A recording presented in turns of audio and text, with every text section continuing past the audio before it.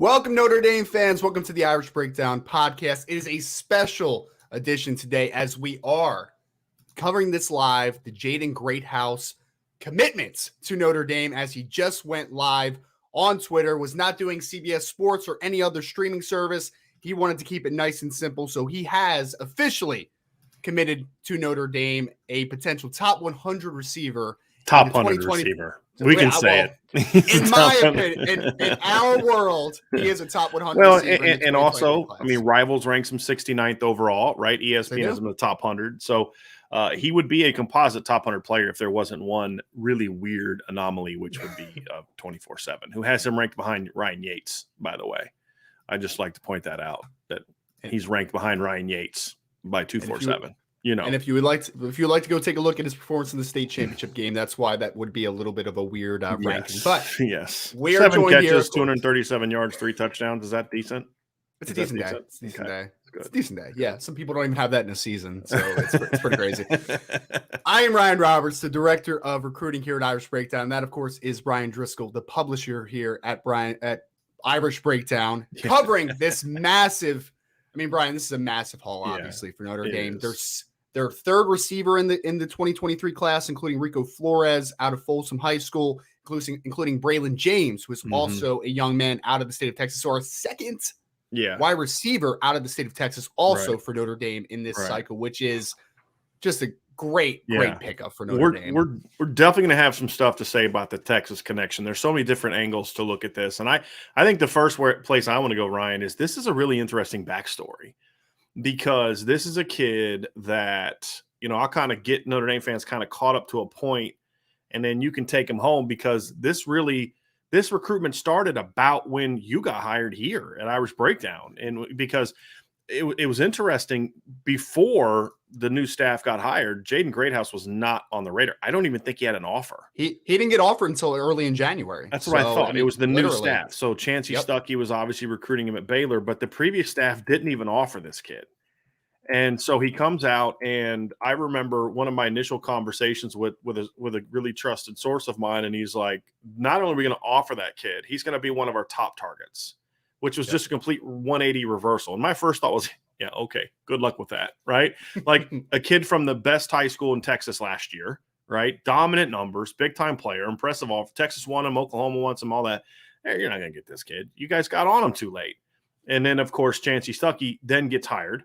And so there were people at Notre Dame that on the new staff that liked him even before Chancey Stuckey got hired. And then when Coach Stuckey got hired, it was a no-brainer. They were going to push for him. So they definitely started behind the 8 ball, Ryan. But as you got to know Jaden, they made up ground in a hurry in this recruitment.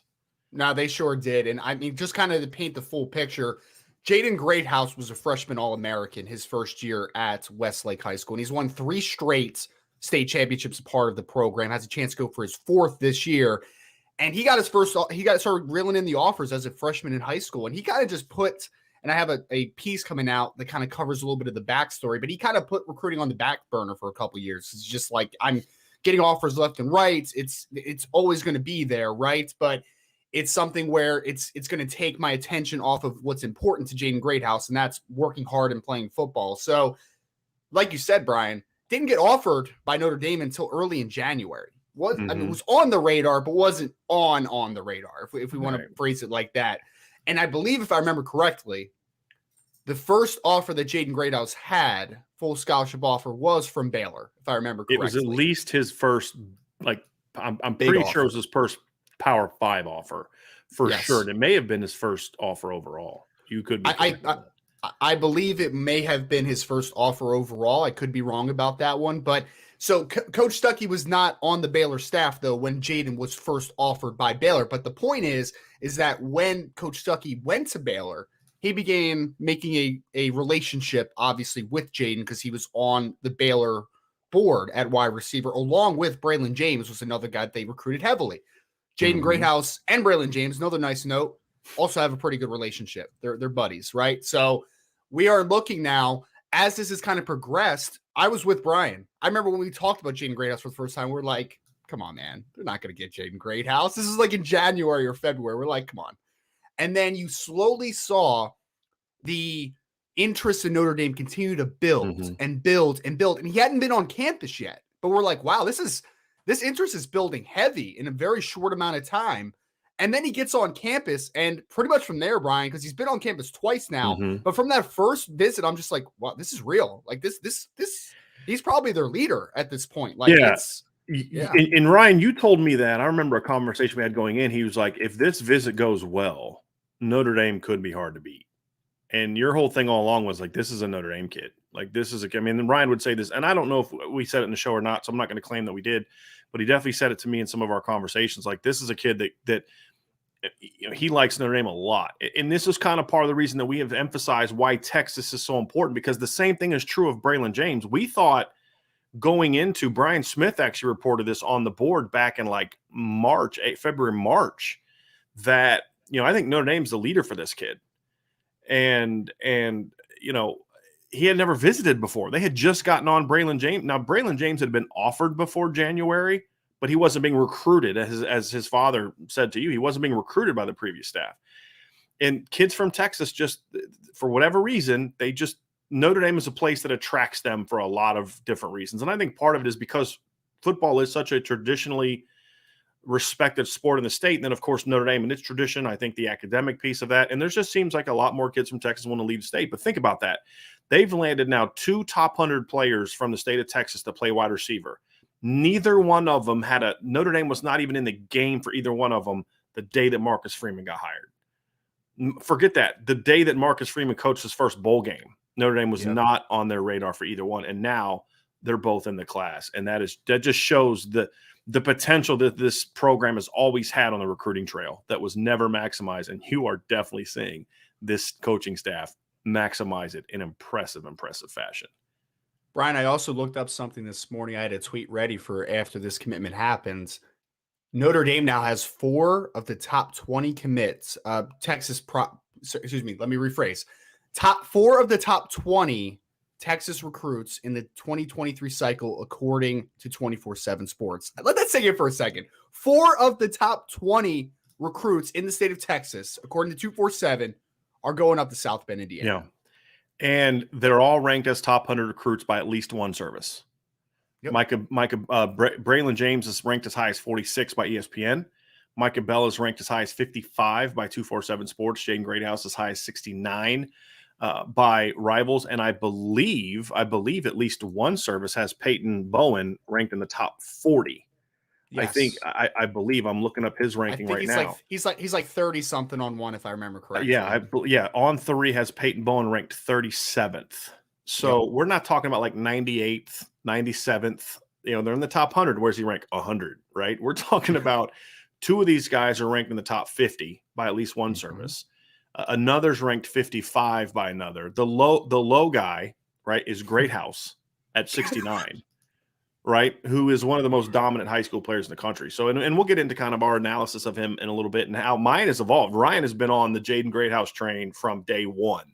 It took me a while to come around to it, and I'll get into why about this. And for those that are asking, was this one of the dancing GIFs? Yes, it was. This is one of the. So now 4 of the 6 are now in the class. So I think the backstory on this is very interesting, Ryan. The other aspect to this too is, so we can say it now, Jaden has been silently committed to Notre Dame for a while. And he kind of gave 2 silent commitments. The first one was more of a, hey, I'm coming, but I want to see some places, which I don't really view as a silent commitment in a traditional sense. He wanted to still make sure he wanted to go through the process. He wanted to get to other campuses, and he didn't want to, again, this is a kid that doesn't want to give his word and then go back on it. Right. So it wasn't as much of it wasn't the kind of silent commit that we would necessarily have put a dancing GIF, whatever you call it, out for. So then he starts talking to Ryan about how he is thinking about taking his recruitment into the fall, because this is a really thoughtful kid. Yep. And now, Ryan, we're sitting here on July 15th, and he is committed to Notre Dame, and it really boiled down to what we talked about. I think he intended to take it into the fall, but every single day, I think the kid just woke up and was like, dude, this is the place for me.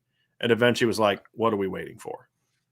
Well, and I think when you look at it too, Brian, it's like, so the 4 finalists that Jaden told me, and then everyone else, was reporting as well, is that it was Notre Dame, it was Texas, it was South Carolina, and it was Oklahoma. Mm-hmm. So if we're really dissecting that, I think there was interest in Texas, but I don't think it was ever to the point where you had Notre Dame was worried, in my opinion.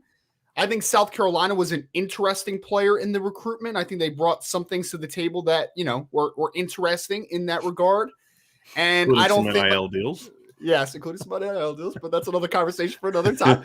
And then I think that Oklahoma was just kind of the throw in, like, oh, we need 4 finalists. Like, let's just throw another team in there, right? Yeah. So this was one for me, as long as it ended soon, because like you said, it was originally, well, not originally, it was going to get pushed to the fall. As soon as I heard that it was ending, I was like, nobody's going to threaten anymore. No. Like, it's been Notre Dame. They're the leader. It's Texas had no chance to pick up that or gain that ground back. And it was kind of a no-brainer after that. Yeah. So it's it's a big day for Notre Dame football. It's a huge day. Has developed a very strong relationship with Braylon James. That's factored into it. And again, I think part of the reason to make this move, Ryan, and this is just me reading, trying to put my experience covering recruiting into play here.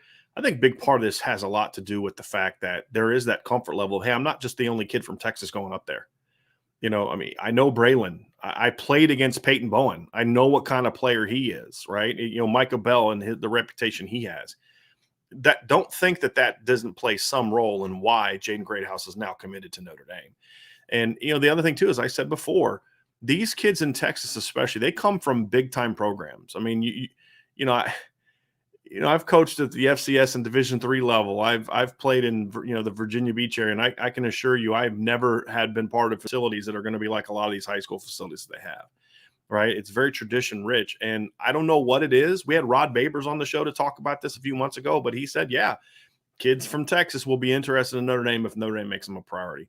And the other thing is, I think Notre Dame was wise to do it now before Texas gets good again, and I think that's a big thing. And have they dipped impressively into this. And the big thing is, as you pointed out the other day, Ryan, in the article you wrote at Irish Breakdown, it's not just that they're getting kids from Texas. They're getting skill players from Texas. Yes. Right. 2 receivers, a safety, a corner, a safety that could play receiver. That at Notre Dame could pretty much play anywhere he wants. Right. I mean, a corner. Right. Well, we even joke about Micah Bell. It's like Micah Bell is definitely a corner in both our estimations, but could he play offense? Sure, man. He's an explosive athlete. Like he could, but it's just, yes, they are getting skill and they're getting athleticism out of Texas, which is huge. And it's a different type of, and this is so we've kind of talked about the backstory. Let's talk a little bit about the class impact of this recruitment. So we'll go class impact. We'll dive into the film. We'll talk about what's next at the position, and hopefully we'll have a guest or two during the show during this time. But we'll kind of see how that plays out. But when I look at this receiver class, this was a very important, still is, because they're not done yet. And we'll get into that here in a little bit.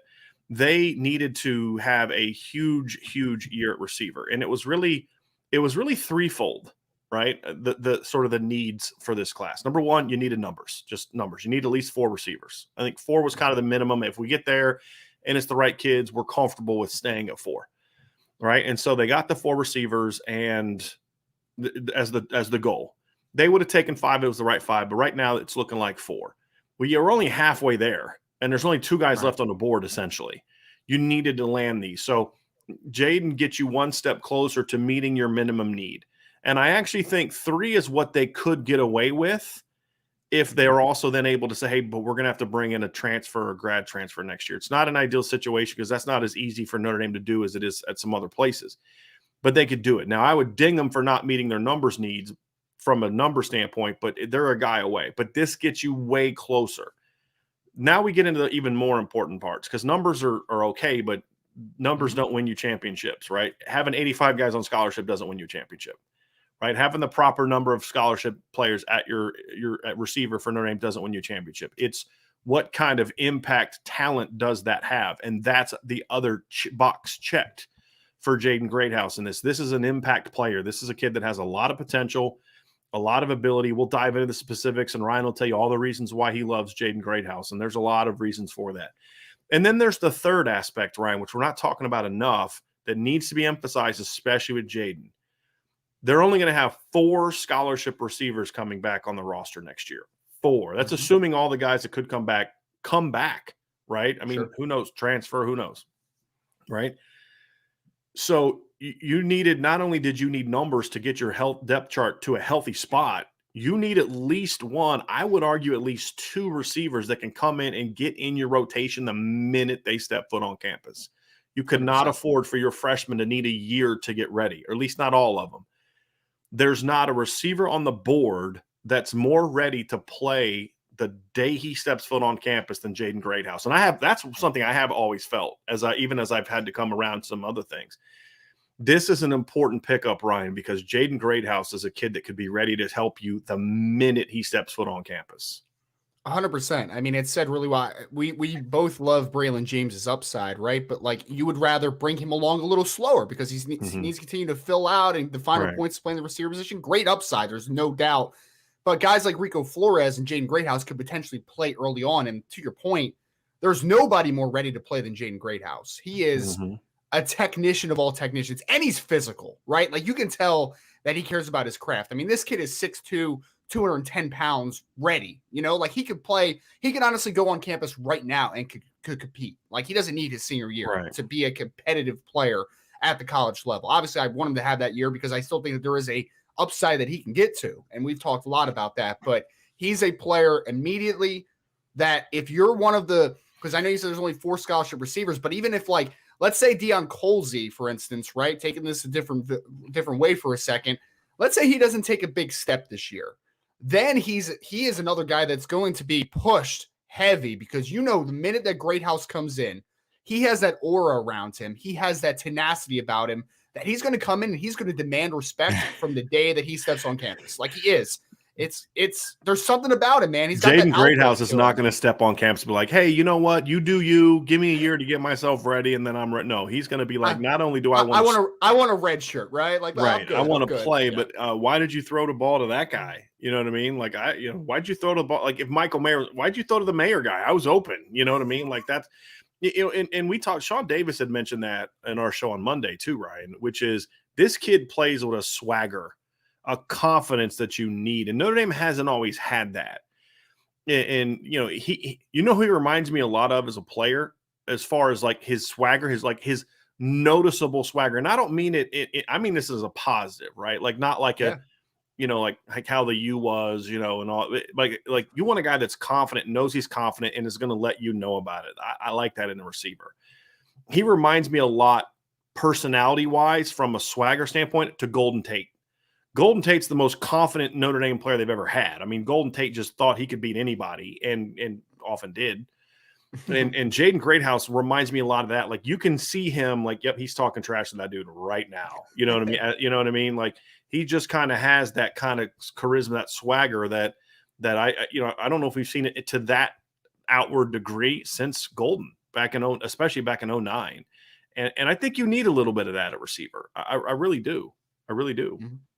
Yeah. No, I mean, you need it because there is competition. I mean, it's like that, you know, iron sharpens iron thing, right? Like, Jaden Greathouse is going to force the best out of others, and because he forces it out of himself. I think the other thing, Brian, is the reason that he is going to be able to come in and do his thing is not only because he runs good routes and he's physical and he has good hands, he's also a worker, man. Like, you can see it. I mean, half of his highlight video is him blocking, right? Like, he puts dudes in the dirt. It's not just stalk block and get in solid position. Like, he's putting dudes in the dirt, right? So the minute that he comes on campus, he's going to compete, and you need that, especially in 2023, because, to your point, the numbers are going to be a little lower. They're going to be. So you need a couple guys that are going to make an impact.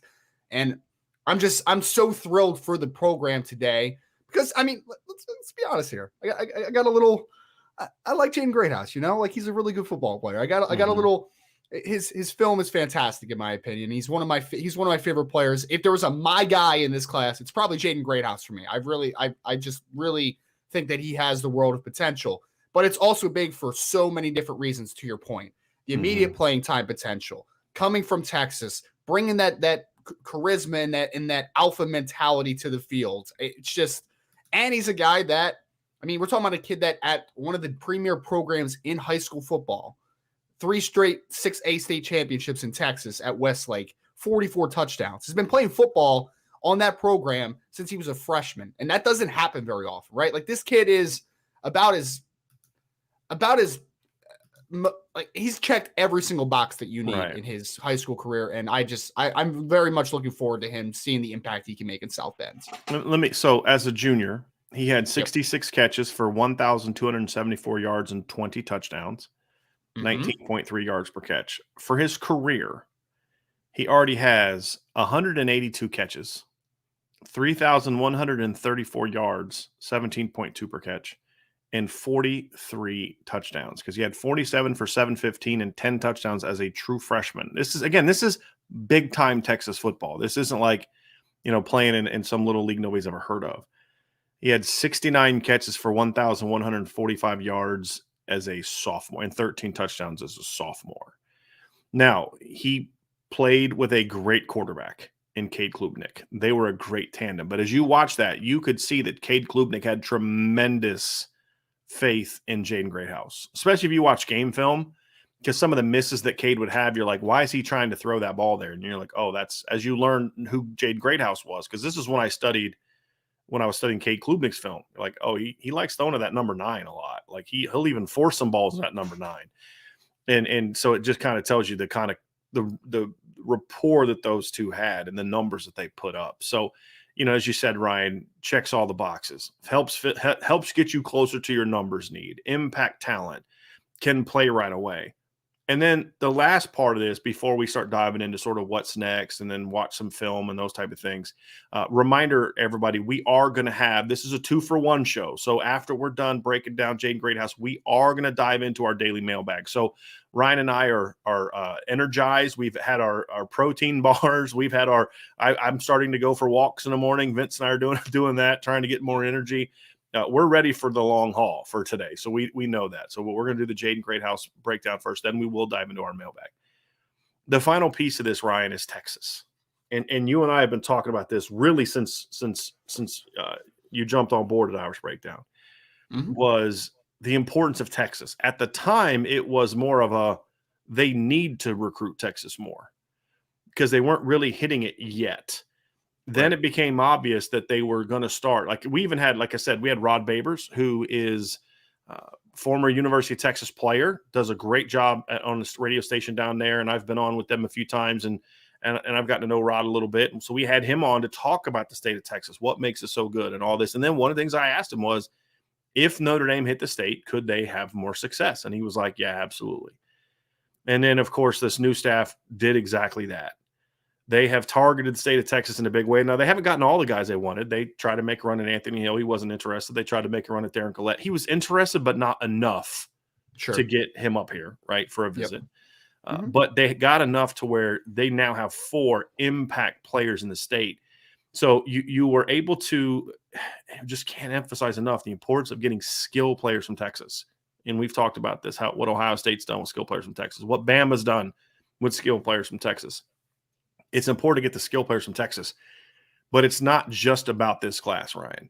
When you can have the kind of Texas Hall, and again, let's focus on this. Micah Bell comes from a relatively small private school that's not known for big time football, but it's still Houston area. Braylon James is not from a big time program. They played against Jaden Greathouse's team last year and got destroyed. They just weren't good at Del Val, and now he's at Stony Point, which again is not a big time school. But the other 2, Peyton Bowen from Denton Guyer and Jaden Greathouse from Austin Westlake, are from 2 big-time programs. Big time. And so there's a mixture of it, right? It's not just the big-time program guys, but you got a taste of that. It's also from some of the smaller schools. But the fact that you got 4 highly ranked, well-known, highly regarded players from the state of Texas, not just 4 3-star kids you hope can pan out, but 4 big-time players from the state of Texas to come to Notre Dame is going to open up the opportunities to then repeat that next year and the next year and the next year, which is important because Texas is going to be good, in my opinion, under Sark. Are they going to be national championship good? That remains to be seen. But Texas is going to be good, and they're going to be especially difficult to beat for the skill players. So the fact that you were able to go beat them for some skill players before they take off, now if those guys develop and produce for you, it's going to make it a lot easier to then go out and say, hey, yeah, you could go to Texas and do that, or you could kind of blaze your own path and come up here and look what we're doing. Ohio State's done that, and now Notre Dame's trying to tap into that. And that, to me, more than it is just as important for the future of the program as a whole than just getting a talented receiver. I mean, you add those two things together, it makes this an even bigger pickup than if he was just a great player from Chicago, for example. Well, it gives you another area of your pitch, too. It's like Micah Hudson. Look what we just did. We got 2 of the best receivers in last year's class. Nigel Smith, check it out, dude. We got 4 fantastic football players, 4 of the top 20 players out of the state of Texas. Like, this is what we're doing right now in Texas. So they're creating the pipeline. I talked about it a couple days ago, right? It's like last 5 cycles, they got 3 players out of the state of Texas, Notre Dame. This cycle, they now have 4 players. So just in one cycle, they have bested their 5-year total, which is just imminently huge. Like, it just is so big. And like you said, Brian, they're also tapping into big programs in Texas too, right? Like Westlake and Denton Guy are big schools who just play in the 6A state championship, like very, very big schools, right? So everything is just played each other for this. Just to point the reminder, they played each other in the state title game. Yep. Right. So yes, big time. Crazy.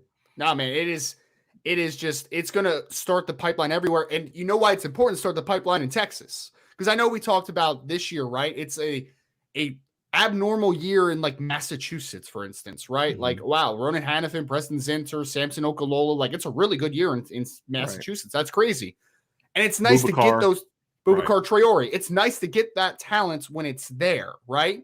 But there's no guarantee that next year there will be those guys. In Texas, you're always guaranteed to have football players. Right. Always guaranteed. And you're always guaranteed to also have a high volume of football players, which is huge. You can't always be guaranteed you're going to get a Drake Bowen from Indiana or a Josh Burnham from Michigan or a Nolan Ziegler from Michigan. I mean, you're not always guaranteed that Chicago's going to have a Cam Williams, right? Like you said, if you can open up a Texas pipeline, you're always guaranteed to say there's going to be difference maker players in the state of Texas. It's like Florida. It's like Georgia. I would even say it's more certain on a year-to-year basis than California is right now, for sure. Agreed. And so I think it's so important to be able to have that impact. And so if you can kind of open up that door and kick down that door, it certainly helps. And again, I don't know if Notre Dame is going to get Austin Novosad. I have no idea. But I do believe that this certainly helps, because he does have a relationship with Jaden Greathouse and Braylon James. So really, really important part to this, Ryan. Yes. I mean, the one of the quarterbacks that we know Notre Dame is now going to be pushing for plays 7-on-7 with 2 of the wide receivers in the 2023 class. So that's a nice. Does it mean that they're going to land him? Right. No, not necessarily. It gives them more of a chance. Right. It gives them a little bit of a track to like making things a little easier, pitching, making that, the relationship building will be a little bit easier. So big moves in a variety of ways when you get a guy like a Jaden Greathouse to add to what you already have with Braylon James, Micah Bell, Peyton Bowen, to your points. So next, Ryan, let's talk about sort of the fit. I think that's an important thing and we're going to look at it 2 ways. Number one, we're going to talk about how Jaden fits in with the current 2 commits. So that's Rico Flores and Braylon James.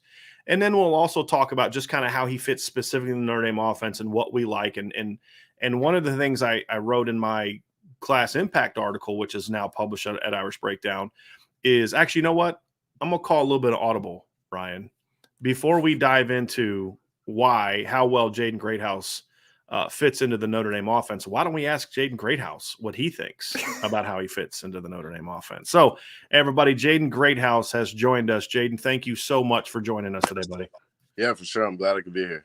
Yeah. So big day for you. This has been a long journey. We were talking before, you've been getting offers since freshman year at Westlake. Yep. It's been a long journey for you. Tell us about kind of what the journey has been like and how did it end up with you headed to South Bend, Indiana?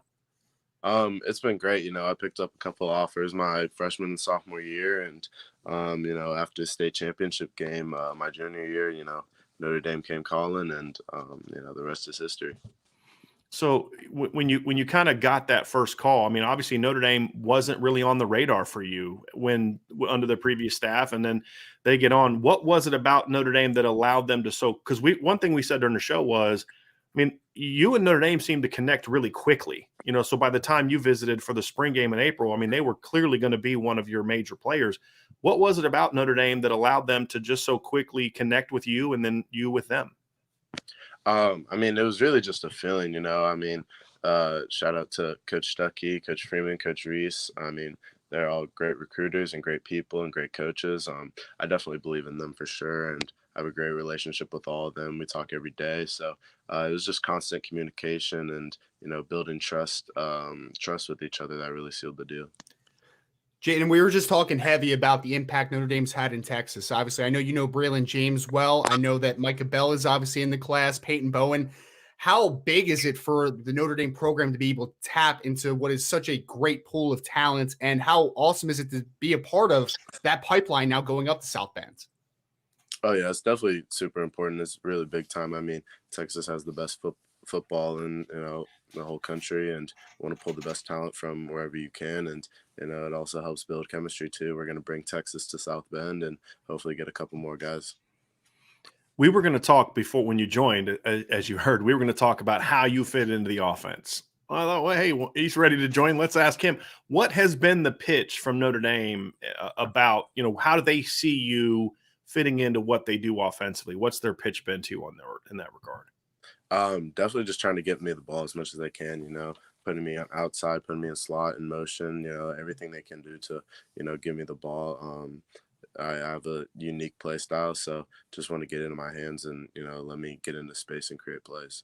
Let's talk about your play style. You say you have a unique play style, and I'll be honest, like Ryan, this guy down here, he's been on the Jaden Greathouse train for a while. For me, I think you do the unique aspect of it did take me a little while longer to get on board and be like, yeah, this is a guy. If I'm going to be honest with you, I want to hear you explain your game. You say you have a unique style. How do you see your game, and what are the things that you think that you're going to bring to the table when you get to Notre Dame next year? Just an elusive guy who doesn't get tackled. I'm always going to break the first tackle no matter what and get out into open space and make guys miss. I'll beat you downfield. I'll create big plays out of short catches. And I'll block heavy too. I'll go out there and do whatever I can to make my team win. You've played with a great quarterback the last few years in Cade Klubnik. He was my number 1 ranked quarterback last year. How does playing with a guy like that help you? Because, you're playing with a guy that can put the ball where he wants it, where other quarterbacks maybe aren't able to do that. Has that helped you grow your game, having to play with someone that brings what he brings to the table? How has playing with a quarterback like that, I guess, really helped you continue to develop your game even more? Oh, yeah, for sure. I mean, I'm a firm believer of, you play to the level of your competition and the people that you surround yourself with. And when you surround yourself with the best, you're only going to get better. I mean, me and Cade have been playing together ever since I was in 6th grade and he was in 7th. He's always been my quarterback for as long as I can remember. And we have a great connection, and it definitely helps build on the field chemistry and, always getting out there. We're always throwing like every day, whenever we can, just trying to get that timing down and, get better at whatever we can. Jaden, let me ask you, because obviously you play at a great program. You've been around great football players. You have 3 straight championships to your credit in 6A, and you've just took the part of the basketball program that just went far into the state playoffs, obviously. So you've been very successful in just pretty much every area, and you've been prepared by a great staff and a great program. How much credit do you give them for the fact of, because let's be honest, you're going to go now from Texas all the way up to South Bend, Indiana. That's going to be a huge transition, but how much has the program just been able to prepare you for making that jump? Oh, yeah. I mean, it's definitely been extremely crucial. I wouldn't be where I'm at if it wasn't for my teammates and coaches and, family. And they've definitely helped mold me into the man I am today, and definitely helped me be more prepared for the next level. I think, we play the best competition that you can in the whole state, and that's only making me better. And I just love to compete, so being able to go out and do that every single season is just the best. Last time we saw you on the field, you took it to the Denton Geyer boys, which now Peyton Bowen is a part of the class, right? You're gonna have a little rematch on the practice field soon. How much are you looking forward to playing against another great player like him, and just to show out again, I guess, for the Texas guys? Oh, yeah, I'm super excited. I can't wait for those days. Whenever I see him, I always poke fun at him, and we laugh. But it's always good times, and it's definitely going to be nice to have a guy like him on my team now. Jaden, I wanted to ask you about this. We were talking about your career numbers. I mean, you're talking about 182 catches, 3,100 plus yards, 43 touchdowns. And that's a great career for some people when they're done. You obviously have another year left. when you look at your game, obviously you're always trying to, I mean, you're a worker, you're always trying to improve your game. What are the parts of your game that you're saying, okay, this is what I've accomplished, but I'm still trying to go here? What are the things that you've kind of spent this offseason working on to make your game more complete, more impactful, all those type of different aspects? Yeah, definitely. Working and coming and getting out of my breaks, getting to work whenever I can, and also becoming a better leader. I'm a senior now, and I gotta make sure that I get the younger guys right. We have a young team with a lot of potential, so gotta make sure that I show them how we do it, and always push them to better themselves. So we're going to wrap up, Jaden. Obviously, we thank you so much. Obviously, a big day for you. We're congratulations on you on making your decision, and best of luck as you get ready for your next year. Any last words you'd like to leave Notre Dame? You made a lot of Notre Dame fans happy today, buddy. So any last words you'd like to leave to Notre Dame fans? We have a guy who we call Salty Virginia Peanuts, and he's been like begging. He's like, oh, I hope they get Jaden Greathouse. So he's excited. We got a lot of excited people. What's your message for them before you get out of here, Jaden? Expect a lot of touchdowns and big plays this season. Love it. Awesome. Jaden Greathouse, thank you so much for joining us today. Thank you. Thanks, Jaden. So that is Jaden Greathouse, everybody. So I had Zalty, I had to get you in there, man. I had to show you some love. You've been on that train for a while.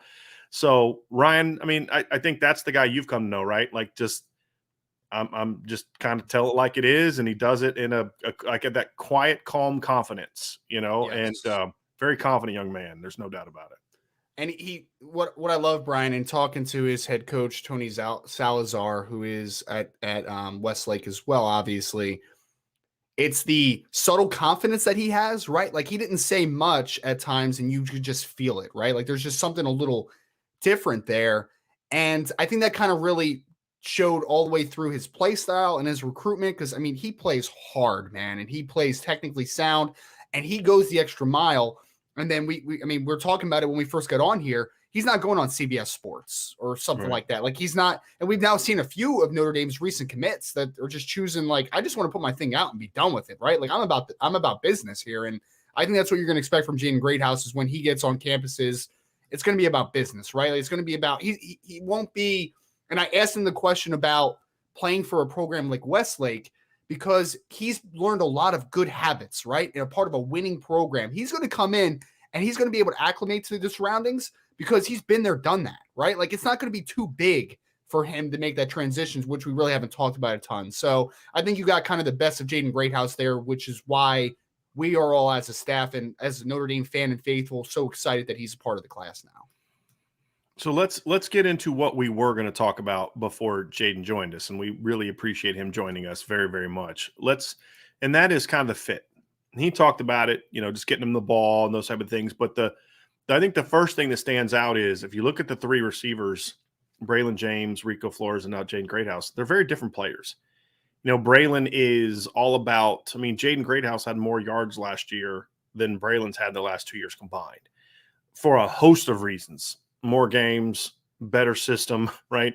He has Cade Klubnik throw him the ball, a lot of reasons. The point is, Braylon is still very much his best football is way ahead of him, right? I mean, there's a lot of room for growth and improvement. But then you have Jaden, who's, incredibly high floor, but even stylistically, Braylon is a long, fast, explosive, vertically oriented player. Yep. Then there's Jaden he can take the top off if you need him to. He can win one-on-ones. He can be physical. I love the fact the first thing he talked about was I can make plays after the catch. You look at him and you're like 6'2", 210, not explosive athlete, but he makes a lot of plays after the catch. And I think a lot of it has to do with he's a better athlete than I thought he was, which we'll get into when we do the film. But the other thing is this is an incredibly smart football player that just knows how to get open and knows how to find openings with or without the ball. Rico is a lot like Jaden. Jaden and Rico are a lot more similar from the standpoint of they're both highly advanced route runners, great feel for the game, great ball skills. And then you have Braylon, who's the raw, take the top off. His 1,000 yards are going to come off 55 catches. Jaden's 1,000 yards are going to come off 75, 80 catches, right? That kind of thing. And you look at it, there's a unique skill set to it. Jaden brings you some girth that Rico and Braylon don't bring you.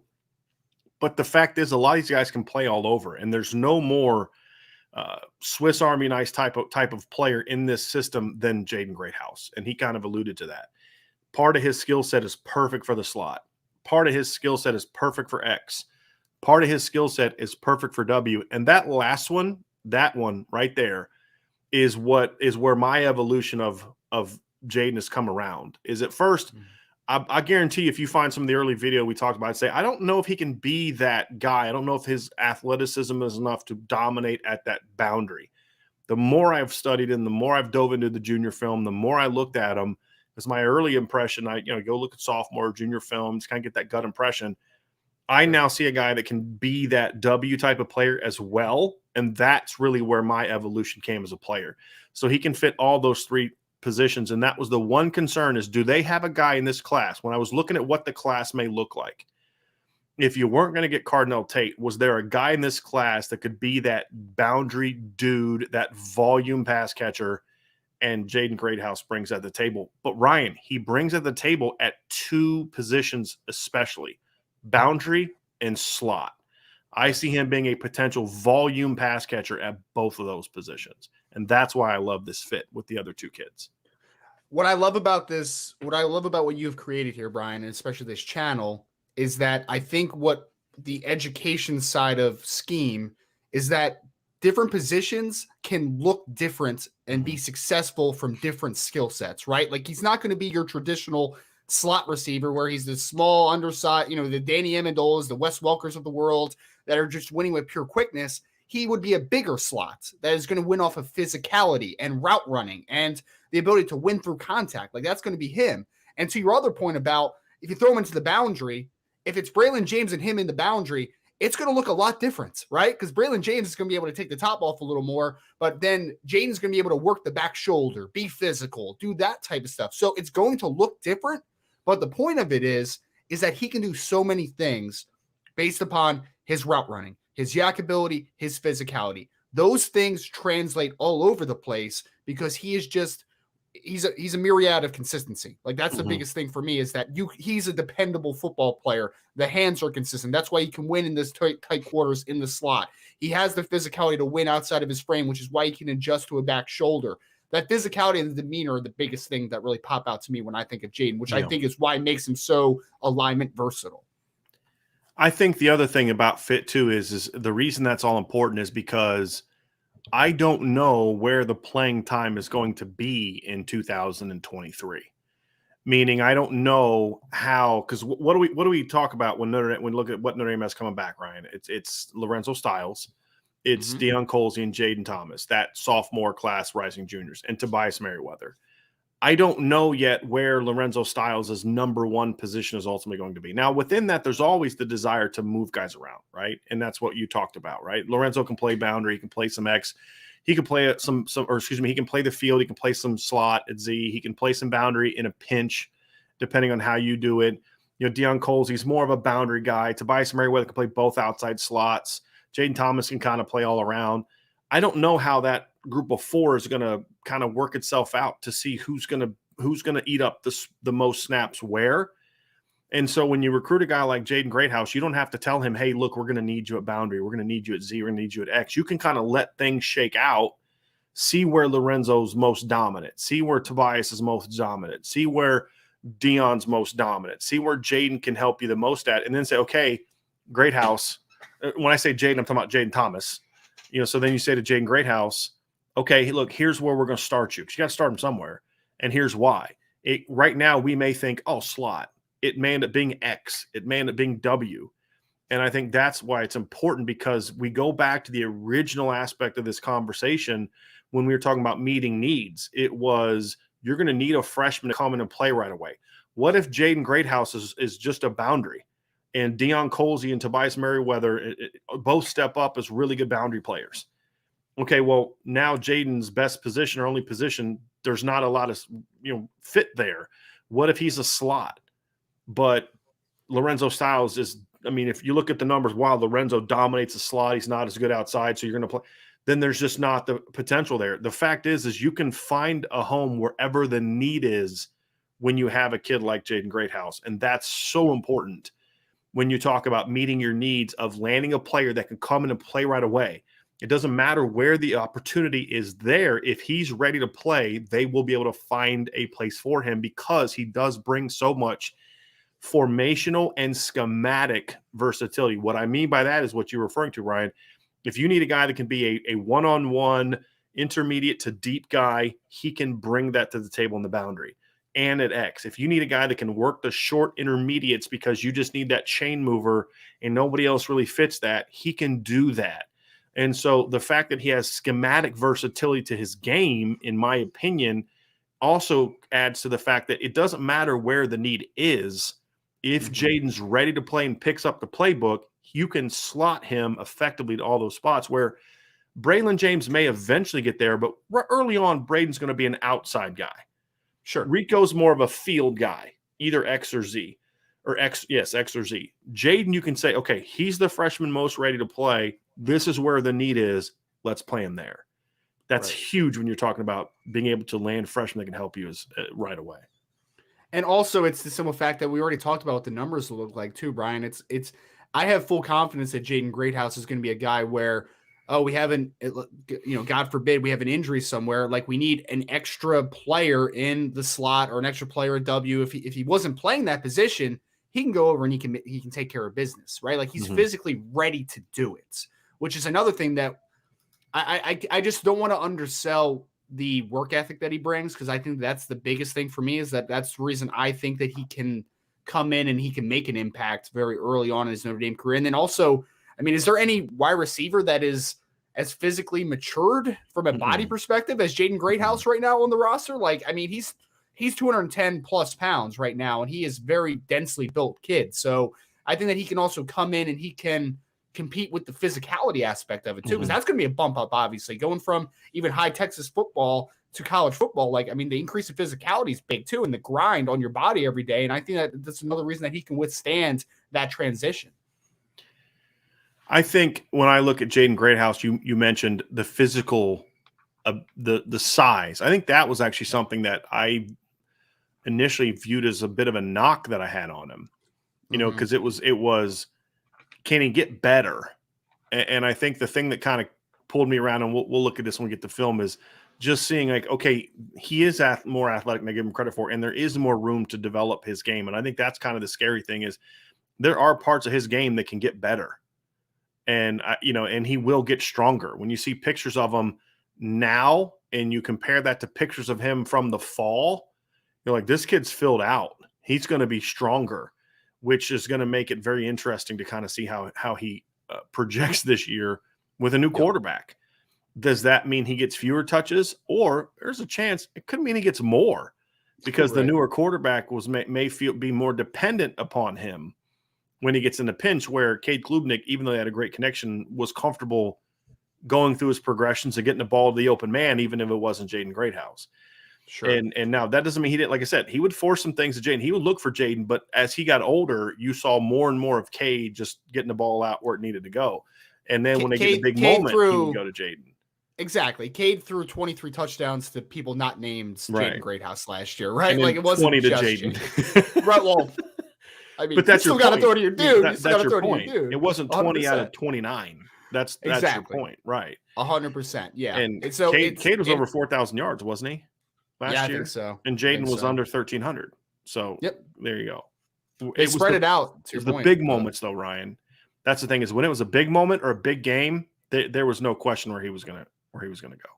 You mean like this 6A state championship game with again, we keep talking about it, but 237 yards and 3 touchdowns in the biggest game of the year against the best opponent in theory that you're playing. Like it's incredible. I mean, because we talk about it.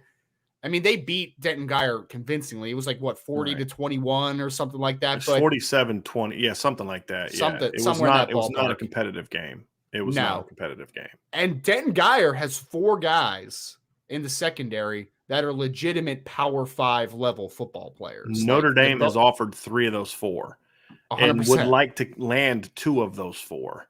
Yes. So yes. They have some dudes out there, and even when there's dudes that he's going against, Jaden was a I don't want to say a notch above, because he was. He was. Peyton Bowen's a great player too, Yeah. but yeah. But he wasn't necessarily going against Peyton. If you watch that game, Peyton was often, Sure. Doing other things. He was going against Yates, and a couple times he went against Eli. And there was a couple catches, if I remember correctly. I could be wrong on this, but I remember him having one catch on Eli where I'm too big for you. You know what I mean? And he's going to do that to people. I mean, that's just who Jaden Greathouse is. And people like us to do comps, and so I've embraced that more than I used to. But he's an interesting one, Ryan, because part of me says this. He reminds me a lot. It reminds me a lot of. There's two guys that come to mind. The first one, most recent, is Javon McKinley. And what I mean by that is Javon played very big for a guy that was really only about 6'1.5", 6'2". The way Javon could play one-on-ones and could win down the field, even on contested catches, even when covered, like we saw in the Bama game, they threw him one deep ball, and he outplayed the Bama corner for it, if you remember that play. They just waited till the second half, and they were down 31-7 to do it, but whatever. So Javon could play bigger than 6'1.5". And he reminds me physically a lot of what Javon was in college. But I also think that Jaden is more smooth and loose than Javon was in college. And then there are parts of his game as well that remind me where the only person I can really compare him to that played for Notre Dame is Michael Floyd. So there's two aspects of his game that fit those two players. And that's a pretty darn good. I mean, if he's somewhere in between Javon McKinley and Michael Floyd, that's a pretty darn good football player at the next level. And that's kind of how I see him. That's how I see him. Yeah, I think I've thrown out a comp before that I still like. I think that he brings a little more yak than this player. And I'm not saying that he's going to be an All-American and a first-round pick down the line. But, I mean, we'll see what happens. But Michael Crabtree's a guy that just pops in my head. I mean, Crabtree was like 6'1.5", 215 pounds. Dense kid, but like pretty loose as a route runner, man. Like he can create some separation. He had really strong hands. He didn't bring the yak element that I think that Jaden can bring, but from just like a physical body type perspective, I think there's something there. I mean, I think you're right. If this is the kid, if he goes to Texas Tech with Mike Leach, he's going to catch 115 passes. I mean, he's got – here's the thing. We've talked a lot about volume pass catchers. And one of the questions we got during the show, Ryan, and I'm going to try to find it, is somebody was asking us to compare him to C.J. Williams. Here it is. Okay. We got a super chat from Fighting Irish Fan 91. Thank you for the super chat, by the way. Brian and Ryan, can you compare and contrast Greathouse and C.J. Williams when it comes to floor, ceiling, and instant impact potential? If you'd asked me this in January, I liked C.J. more because I thought C.J. had more room for growth. Let's compare them two ways. Number one, what they were in college or in high school, and then what kind of players they can be. And honestly, as much as I like C.J. Williams, I now grade Jaden Greathouse higher than I did C.J. Williams. And I liked C.J. a lot. I think role-wise, however, they're very similar to how they would have projected to Notre Dame. Very similar. Here's the difference. Jaden brings more boundary potential. Like C.J. Williams is a volume pass catcher. Jaden Greathouse has the potential to be a volume pass catcher.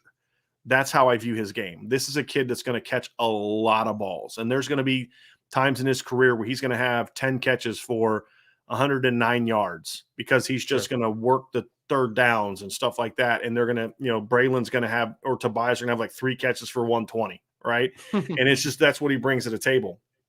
But I think that he brings a little bit more to me.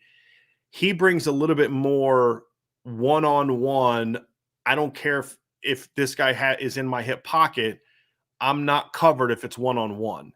He brings more of that to the table, I think, than CJ did. And that's ultimately why now, and I've had to come around to this, I do think that Jaden brings more of that to the table, which is why his grade has jumped up as much as it has for me. Love it. I love it. And I think that is very important. Again, that's why I kind of talked a little bit earlier, Brian, about the fact that players can fill roles at different ways, right? Like that was my biggest thing. And to your point, is there's some stylistic comparisons to CJ, kind of to your breakdown, but it's also the ability to win. Because, honestly, if we were looking just at Jaden Greathouse, is he an ideal W? Probably not. You'd like another inch, you'd like another inch, maybe a little bit more off the 40. Exactly. I think probably.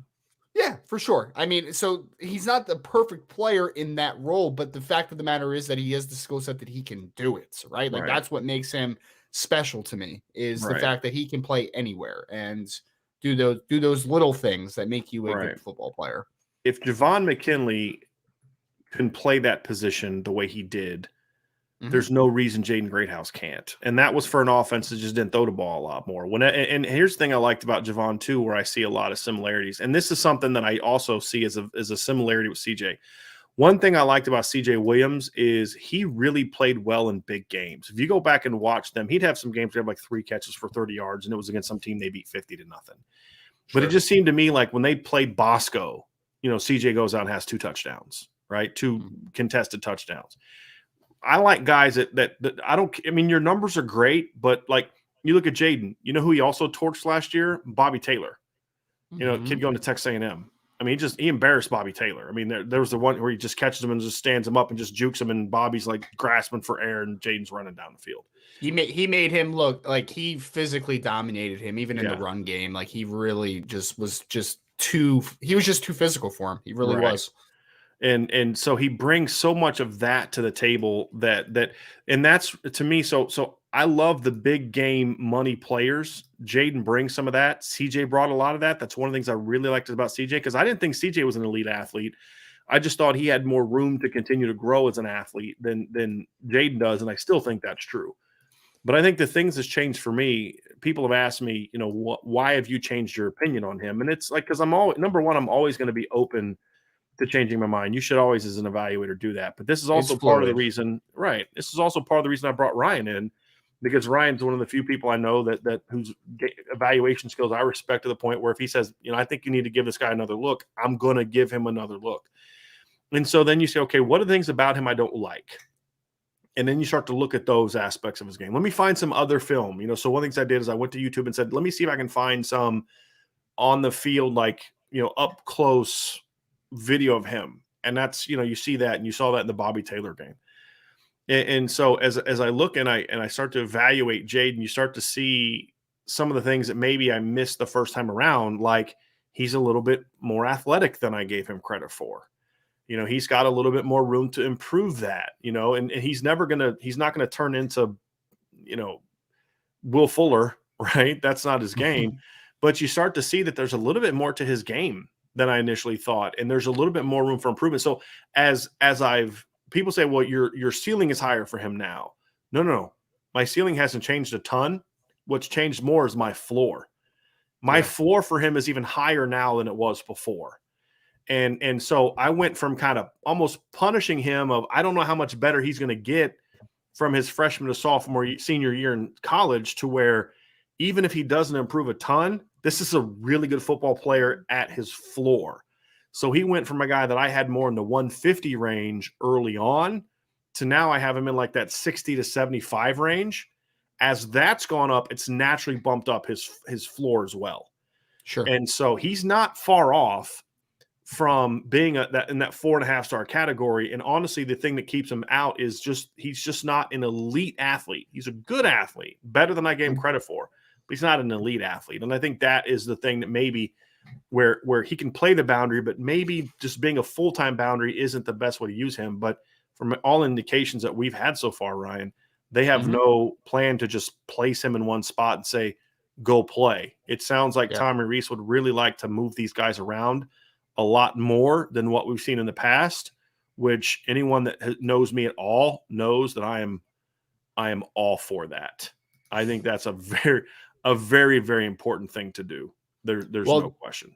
Well, one of his answers, Brian, was the pitch to him, right? It was like, I'm going to get you open and you're going to catch a lot of footballs, right? And it's like, if you're putting a player in the same spot every single time, it's a lot harder to scheme open, because that's where the attention is. The eyes are always there, right? But when he's lining up in the slot, out wide, in the boundary, whatever it is, it's easier to create those mismatches and manufacture that space, right? So I think that has definitely been a part of the pitch, is the fact that we want the football in your hands, and we are going to find ways to get that football in your hands. And he said that was like the second thing first thing I think he said when we're talking about what's Notre Dame's pitch been. It was like, we're going to get the ball in your hands. Yep. And that's what we've heard too. You know, we've heard that same thing from our sources at Notre Dame is like, where do you see him playing? Wherever we Everywhere. get him on the field and give him the ball. Right. I mean, that was really it. So they weren't, they just weren't telling him that. That was the message we heard from our sources as well. 100%. So Ryan, let's we're gonna move on to the mailbag here soon. But first, I do want to dive into the film room a little bit. We're gonna kind of just let this play. We have done a film breakdown on Jaden before, but I did want to just pop into film. It's about 6 minutes long. It's just this huddle film, and we'll just kind of point out some of the things that we see that we saw before. That we really like about him. And I'll let you kind of do this because, he's a guy that you like a lot. I'll pop in some of my own thoughts as well. Sure. But I just really want to give people, just before we move on, just a glimpse into really what makes him such an impactful player. There's a lot of people that always ask, well, what do you think, what's the competition like? And I'll tell you right now, there's nobody on Notre Dame's board that I can think of that plays against better competition than what Jaden Greathouse is going to play against. So just kind of keep that in mind as we go through this. You guys don't need to see us. Let's watch the film here. This is Jaden Greathouse from his junior season at Austin Westlake High School.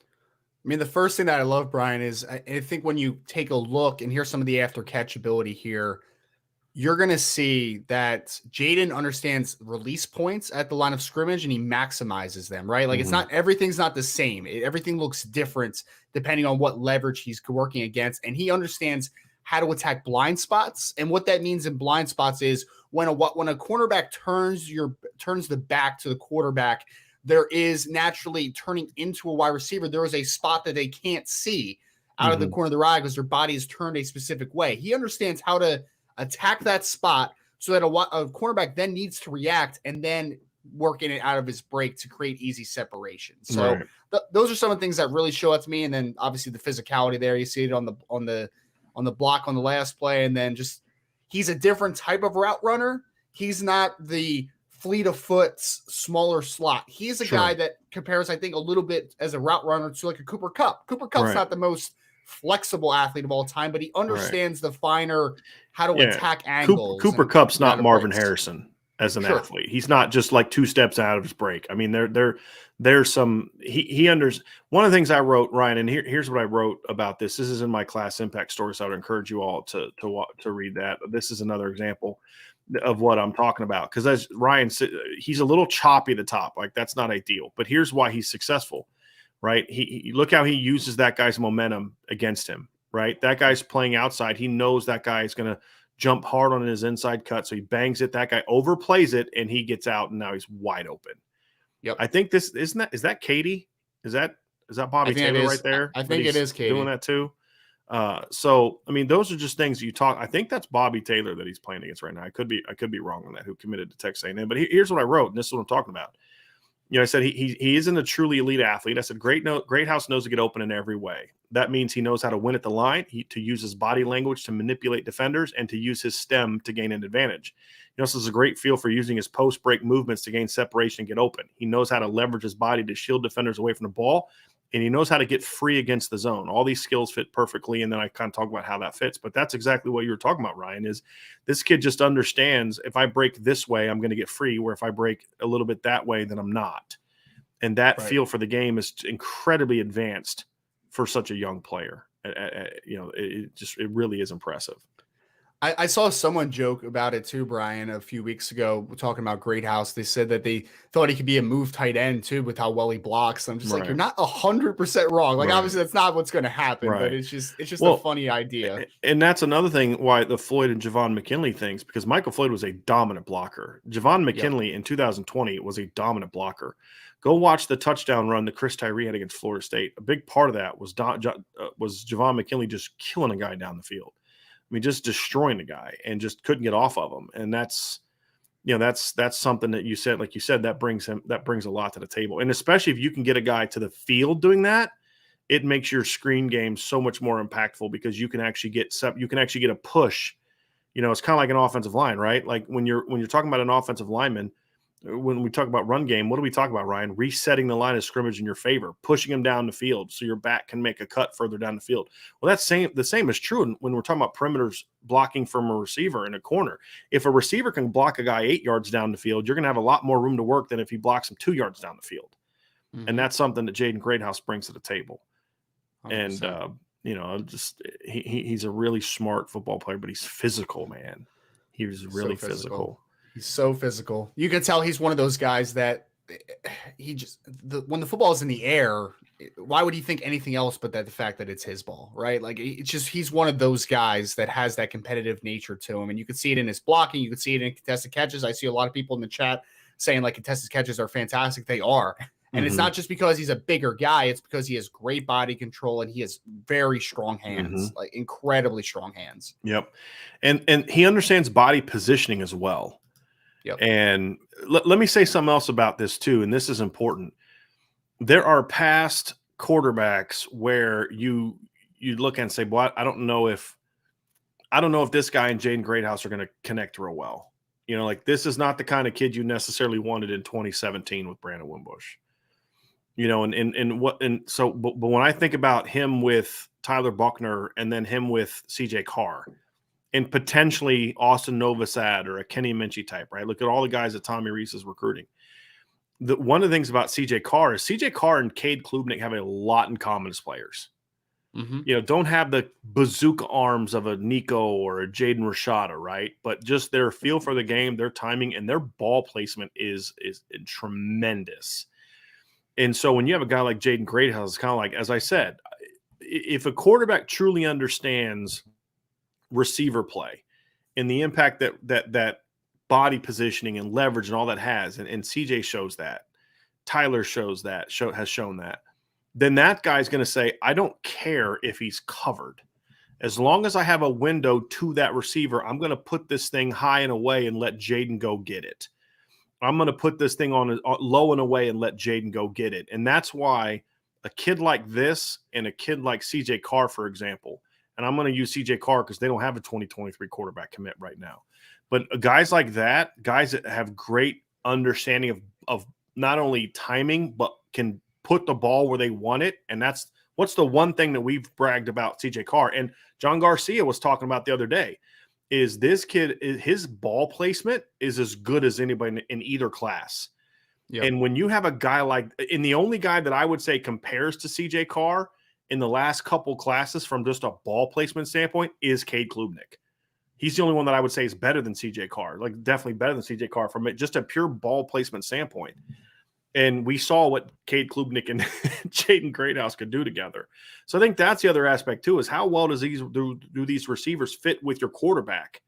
And I think that Rico and Jaden, for those reasons, but especially Jaden, fit in exceptionally well in that. I'm gonna bring up one more thing, Ryan, because I do want to put the championship game film out.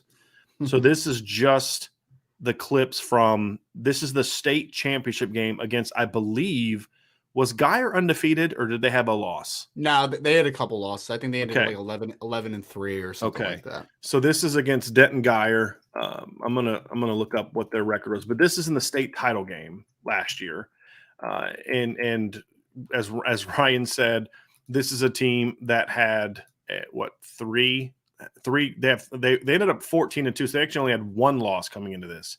They lost to Allen, former school of Kyler Murray, and for Notre Dame fans, Jalen Guyton. So that's who they're playing here. Big time program, and this is the state championship game, and that's Ryan Yates down there that he's just abusing. By the way, he's pulling away from him a little bit too, man. This is state championship game. You know, played in Dallas, or I guess Arlington, right? Yeah. And I believe this is played at the main stadium, correct? I believe this is the big stadium. So this is where the Cowboys play. So he's got that huge jumbotron ahead of him, and he's at his best. And I want us to remember too, is I know we've all talked a little bit about, Ryan Yates, and obviously he took it to him in this game, but Ryan Yates is a good football player. He is. It's just to kind of assert that, He is. And this is what we're talking about. This is him just running by dudes. Yeah. I don't know if this is more about Jaden Greathouse than it is about the Denton Geyer defensive backs. This is why it's so important to win at the line, Ryan. I've talked about this. If you can beat a guy off the line, you're going to have such great success. Mm-hmm. And his top end's not even great. I mean, he should stand this guy up, lean him, and then bang it again to the post. He doesn't do that. Yep. But because he wins at the line, this guy's in trail mode, and this guy just doesn't have a chance, and then he outruns him. It's plays like that. They were like, okay, this guy's a little bit more athletic than I initially gave him credit for. Right.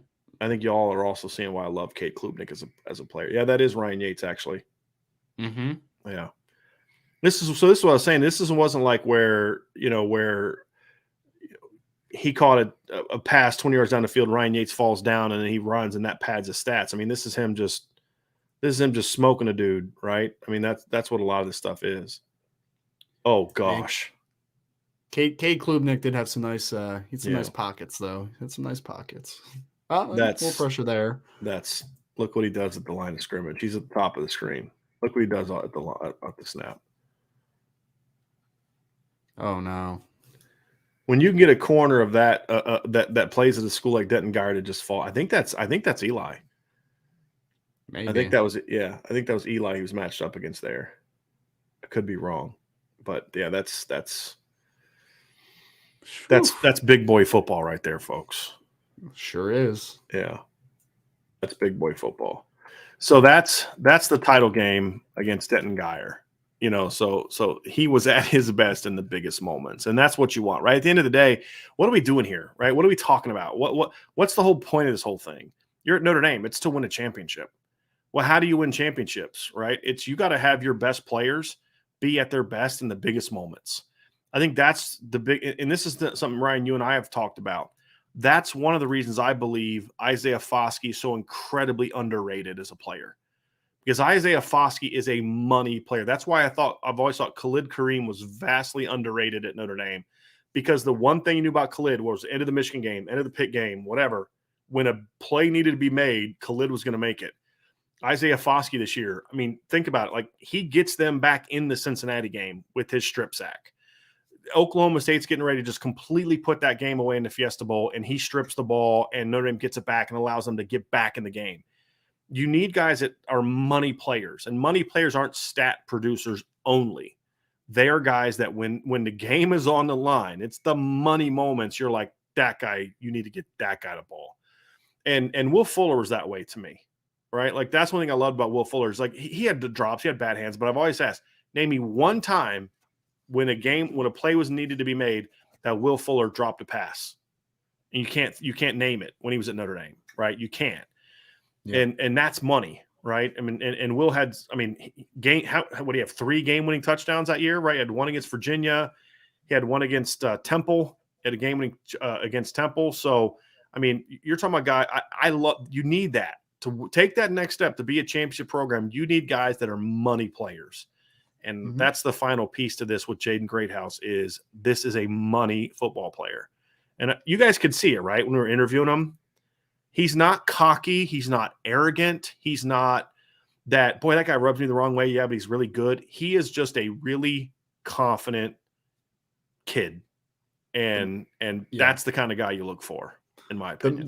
The moment's not too big for him, which is, again, why I said the transition is going to be, I think, not easy, because it's not an easy transition, but it's going to be easier than some others would have, right? And when I talked to his coach, Coach Salazar, I asked him about just the whole process, like how did he handle the chaos of recruiting? And he said, Jaden has been preparing for this for a long time, right? Like the preparation is the biggest thing for him. It's why he is his confident self. Cause I think it's battle tested, right, Brian? Like he comes into a game and he just is like, I've done that already. Like I know what I'm doing. Like I know this route. I know this play. I know where the ball is going to me in the right situation. Like he has that confidence because he's prepared for it, which I think is huge, and why it matters that he is coming from one of the premier programs in Texas. Right. And it's also that confidence that you talk about, right? Like a big part of this whole thing is it's one thing to think you're good. It's another thing to thrive for those moments. Right. And you talk about like, Has he ever played in front of 110,000 people? No. But he's played in those moments where it's like, the world, your world is all watching you, right? You're playing in Cowboy Stadium. You're playing in this massive stadium. There's tens of thousands of people there. The point is those kids go to the next level and they're like, yeah, I don't care what the moment is. And I know his career didn't pan out the way I thought it would, and a lot of people thought it would, but that's something I liked about Javon McKinley in his last year at Notre Dame. It's like when the game, like in the biggest games they played that year, Clemson, right? I mean, and he was open in the title game and they just didn't throw him the ball. I've pointed this out several times, but what was Javon McKinley's best game that year? Probably Clemson. Blocking, running, making plays down the field. Like when you needed, he had that diving catch where Ian throws the ball too far inside and he's got to outplay the guy and dive for the catch. I mean, Javon was at his best in the biggest games. And that's another reason I really like that comparison is but where did Javon get that from? Look at who Javon played in high school. He's playing against De La Salle, Mater Dei, and I mean, St. John Bosco. I mean, he played in those big moments. And that is something where I do think competition can help, your level of competition can help you. Your level 100%. Of competition doesn't determine who you are as a prospect. And that's where I think people get this wrong. But I do think, what have we always said? It can help you with the transition. And when you're playing in those big moments, in those type of stadiums, it's going to help you, as you said, Ryan, with that transition to where when he's got to go to Jaden Greathouse is going to be on the team in 2023. He's going to be on the team that's going to have to go down to Clemson Stadium and say, if you want to win a title this year, you got to beat Ohio State at home and you got to beat Clemson on the road. Can you do that? Right. Like, yeah, I got this, Yeah. And that can be infectious, right? 100%. And I think the thing that stood out to me from reading your coach's article, which we'll publish either tonight or tomorrow, is one of the things that we talked about with Quentin Nelson, and Alex Bars was on the show once, and he talked about this. Mm-hmm. I believe he talked about it on the show. He's definitely talked about it with me, but I believe he's talked about it on the show. Is he would say, and Robert Hainsey had said this as well. When you played with Quentin Nelson, you had to bring it every day because he was going to bring it every day. And if you didn't bring it, he was going to let you know about it. And it wasn't about, it was about you had to bring a toughness, a focus on outworking the next guy, out hitting the next guy. Because Quentin wasn't one of those, hey, I'm just going to worry about me guys. From what I've been told, Quentin was one of those guys that he would get in your face if you weren't bringing it. And that's what I see a lot of in Jaden. Now, maybe he's not, he's different in Quentin, but you know what I mean? Like if your best player or one of your best players is also a grinder, a worker, someone who puts in the work, and that's what his coach was saying, Ryan, is this kid will not be outworked, is essentially what I read him as saying. Am I reading that correctly? When you have a big time player that is also that type of player, like when you look at Braylon James and Rico Flores, and if Notre Dame is able to get, Ronan Hannafin, and you look at last year, Tobias Merriweather, next year, whoever they get, when you got a guy like Jaden Greathouse that is out there every day, putting in the work, putting in the extra work, going right attitude, that's where if those guys are competitors, Tobias is like, okay, yeah, I see what Jaden's doing. I got you. Now look at what I'm doing. And that's how you make yourself great, is because you bring in these guys with talent, but then these guys that have the right attitude. And then Marcus Freeman talks a lot about this. That's got to be the right attitude to where you're going to see Jaden Greathouse doing that as a push to even match or surpass him, not like a, woe is me and pity party. And those are the kind of attitude players you want. And Jaden brings that to the table. And I think that's a great way to kind of wrap this up, is all the talent in the world. If you don't have that mindset of, I'm going to outwork you. I mean, I grew up in the 80s, listen to the stuff about Magic and Bird. Bird would say, I had to go out there and shoot 10,000 free throws because I thought Magic was shooting 10,000 free throws. And Magic would say, I'm out there shooting 10,000 free throws because I thought Bird was shooting 10,000 free throws. That level of competition for the great ones is what separates you from being a really good player to being a champion. And that's what Notre Dame needs more of on this football team. Well, and I'll say this, when I would talk to his coach, and again, like Brian said, that piece will be out either tonight or tomorrow. We'll let you all know. Brian, it's not, there's obviously a lot of players that go to Westlake and they work hard, right? I mean, that's why it's such a great program. They have talent and they work hard. That's why they are who they are. That's why they've won 3 straight championships since Jaden's been there. And always the coach's talk is going to be, he's a phenomenal worker, right? Like you're not going to say that about your player. But to say to me that he is the hardest worker they have ever had and that he is the rock of their program since he was a freshman, I think speaks volumes, right? It's not that he's a great worker. Sure. It's that he is the hardest worker they've had. That's the separator for me. That's the separator. Right. So that's going to do it for the Jaden Greathouse part of this breakdown, right? So we're not going anywhere. So you all stick around. But before we transition, please hit that like button. Please hit that subscribe button. Hit that notification bell. Share this podcast and support our channel. Go to boards.irishbreakdown.com. Support our channel. We've got some great advertisers and people that we work with down there. If you're listening via podcast, please give us a 5-star review. So that is a wrap up for Jaden Greathouse, who has now committed to Notre Dame, big time commit. Notre Dame is now back to number 1 in the recruiting rankings on Rivals, now back to number 1 on the 247 composite and 247 list. They already were number 1 with ESPN. So they are number 1 everywhere. The only everywhere except on 3. But now that I look at it, I think that they're still behind. But yes, they're still behind Ohio State on 3, who has a very weird ranking system. But they're on the other ones that are a little bit more normal. They are now back to having the number 1 class. So let's move on to the mailbag. We have a ton of great questions. A lot of super chats. I do want to get to some of these super chats here real quick to start. Salty Virginia Peanuts is in a very, very good mood today. We showed him a little bit of love. I had to get him, mentioned to Jaden Greathouse because nobody talks about Jaden Greathouse more than Salty Virginia Peanuts. He goes, love this day. Love the work IB. Love the IB family. It's a great day in the house. Buddy, I appreciate that super chat very, very much, and appreciate all your support and just being with us every day, morning show, night show, all of it. We really appreciate that. John Daunt with a super chat. It says, hi, IB. I absolutely love the content and really appreciate what you guys do for us fans. You are welcome, and thank you for the super chat. Just moved to Dallas and cannot wait to see these Texas players firsthand. Huge pickups. Go Irish. #Freeman era. Yeah, you're gonna get a chance to watch some really good football this year, man.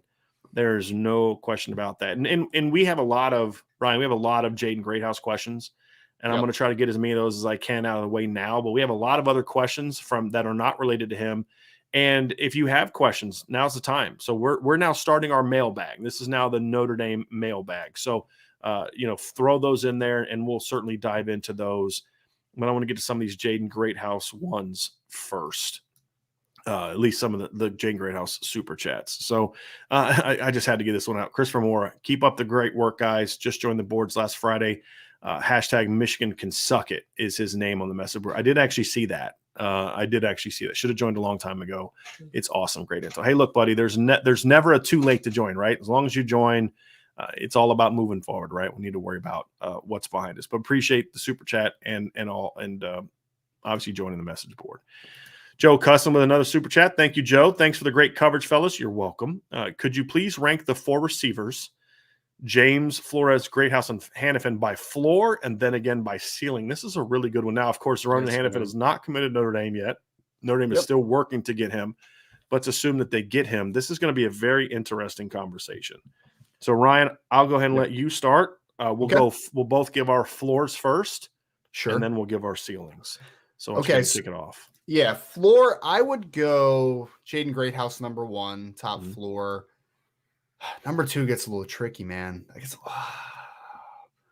number 2, I would say that I would go with Braylon James. I think his floor is a little higher than maybe I put out there sometimes. I would go Rico Flores, and then I would go Ronan Hannafin, I think. But I mean, it's like it's like pulling teeth, man, because like I don't think Hannafin has a low floor necessarily. I think that Flores also just has a pretty good floor, Like I think there's some floor in this conversation personally. But. So you went floor. You went Greathouse 1, James 2, Flores 3, and Hannafin 4. Okay, interesting. Yes. For me, for floor, I'm going Greathouse 1, Hannafin 2, Flores 3, and James 4. Wow. Just because I think Braylon has the most work to do as a player. Ceiling, Braylon, exact opposite. Braylon's 1. I'd go Ronan 2, Greathouse 3, Flores 4. We have the same ceiling. We have the same ceiling. Yeah. Yeah. Braylon James definitely has the highest ceiling of them. I think it's closer now with Hannafin and Greathouse than I had it before, but Hannafin still has the higher ceiling.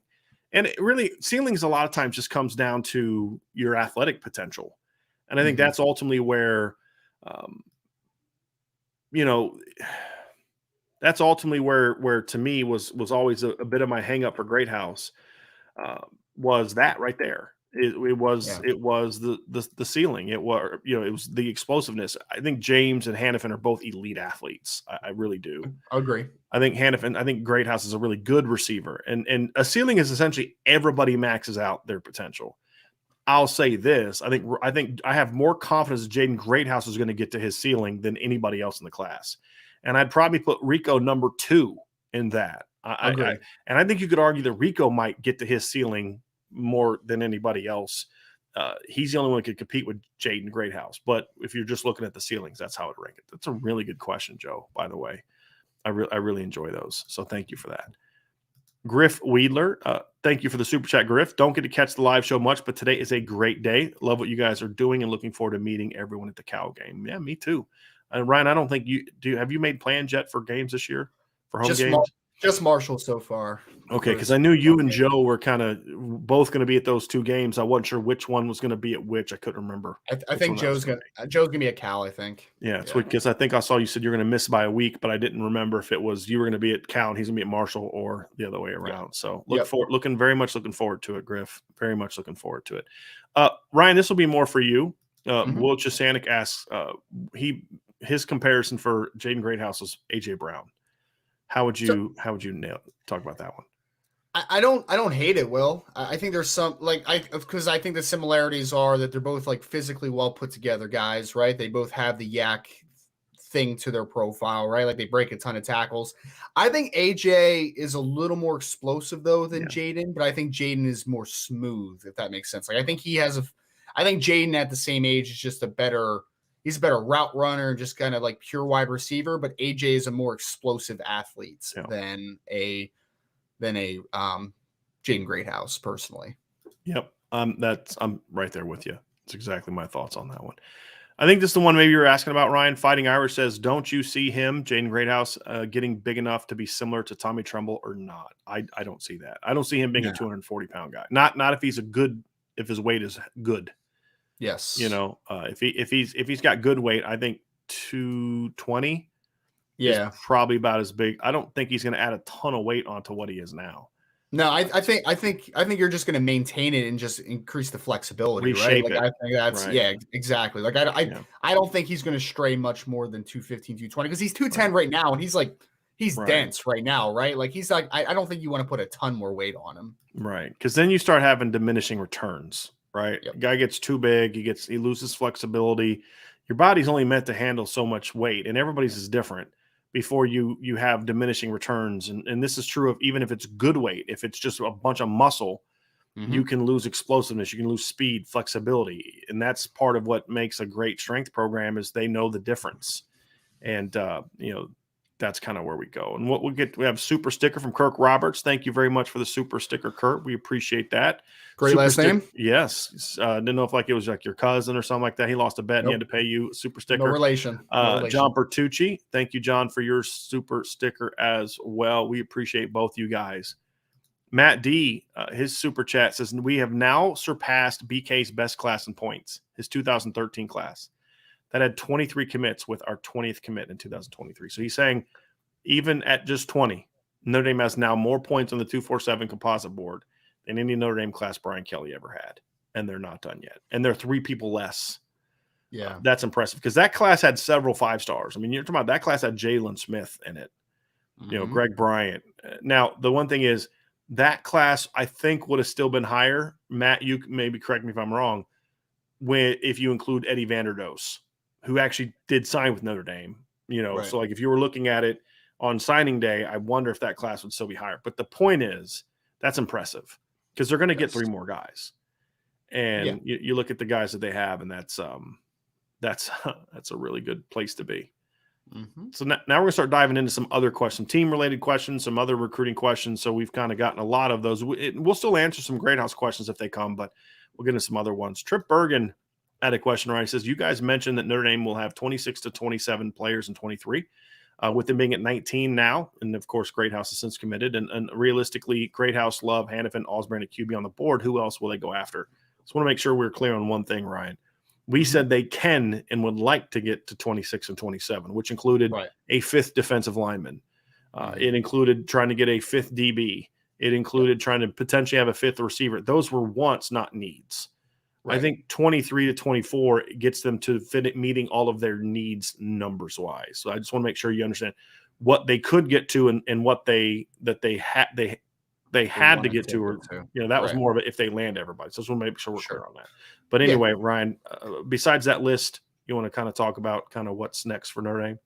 Yeah. I mean, so you hit it obviously with Tripp. Hannafin is obviously the finishing touch, hopefully, at wide receiver for Notre Dame. Jeremiah Love is the running back. Offensive line recruiting seems like it's done. Defensive line recruiting is most likely done unless something changes. I think they're going to be okay with taking the 4-rank class, though. Ausberry is a player.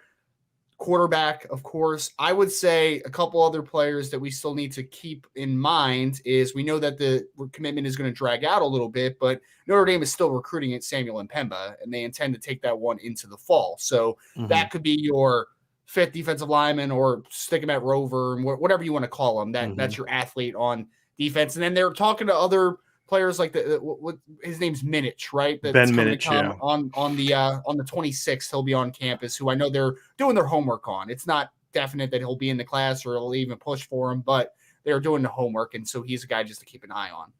And then always when you get into the evaluation period of the season, who blows up, who takes a step forward, who do we get in contact with, who was not on our radar, like all those things will kind of work itself out. So I still think 25 is a reasonable number to get to. And we both believe, and that's what I was going to say, Ryan, we both believe that they'll get a quarterback. So they're 20 now. Obviously, you're trying to get Love and Hannafin, Ausberry. That gets you to 23. A quarterback gets you to 24. Yep. And so if guys break out, if there's other aspects, then yes, you could grow to it. They're not going to force. I guess my point I was saying at the beginning, Ryan, was they're not going to force their way to 27 just to get to 27. They're not going to do that. But they can get to 27, and that was kind of always something they were working towards. And then Brandon, I'm looking for your super chat. I'll bring it up as soon as I find it. I do not have it starred, so I will get to that when I find it for sure. Here's a team question from Gideon Rosa. A couple safety questions mixed into one. Compare Brandon Joseph's game versus Kyle Hamilton's, how they are similar or different, and compare Caleb Downs versus Peyton Woodyard, and which you would rather have signed to Notre Dame.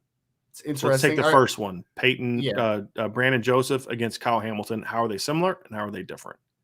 They are not very similar in any way, if I'm being completely honest, in my opinion. I mean, I think there's some proactiveness to both players. Like, I think they both have a good feel for the game, but otherwise, I mean, Kyle Hamilton's 6'4", 220 pounds guy that you're going to work too high, rotate him down, come in the box. Brandon Joseph's your true, like, free safety, going to play on the roof, could also do some stuff in the slot for man-to-man coverage at points too, but he's more a guy that you want to work from depth, while Kyle Hamilton's more a guy that you want closer to the line of scrimmage in the best aspects of his game. So I would say the biggest differences for me, Brian, are Brandon Joseph's true free safety type, Kyle Hamilton's kind of versatile, more like a strong safety type in a traditional defense. So I think they're quite a bit different.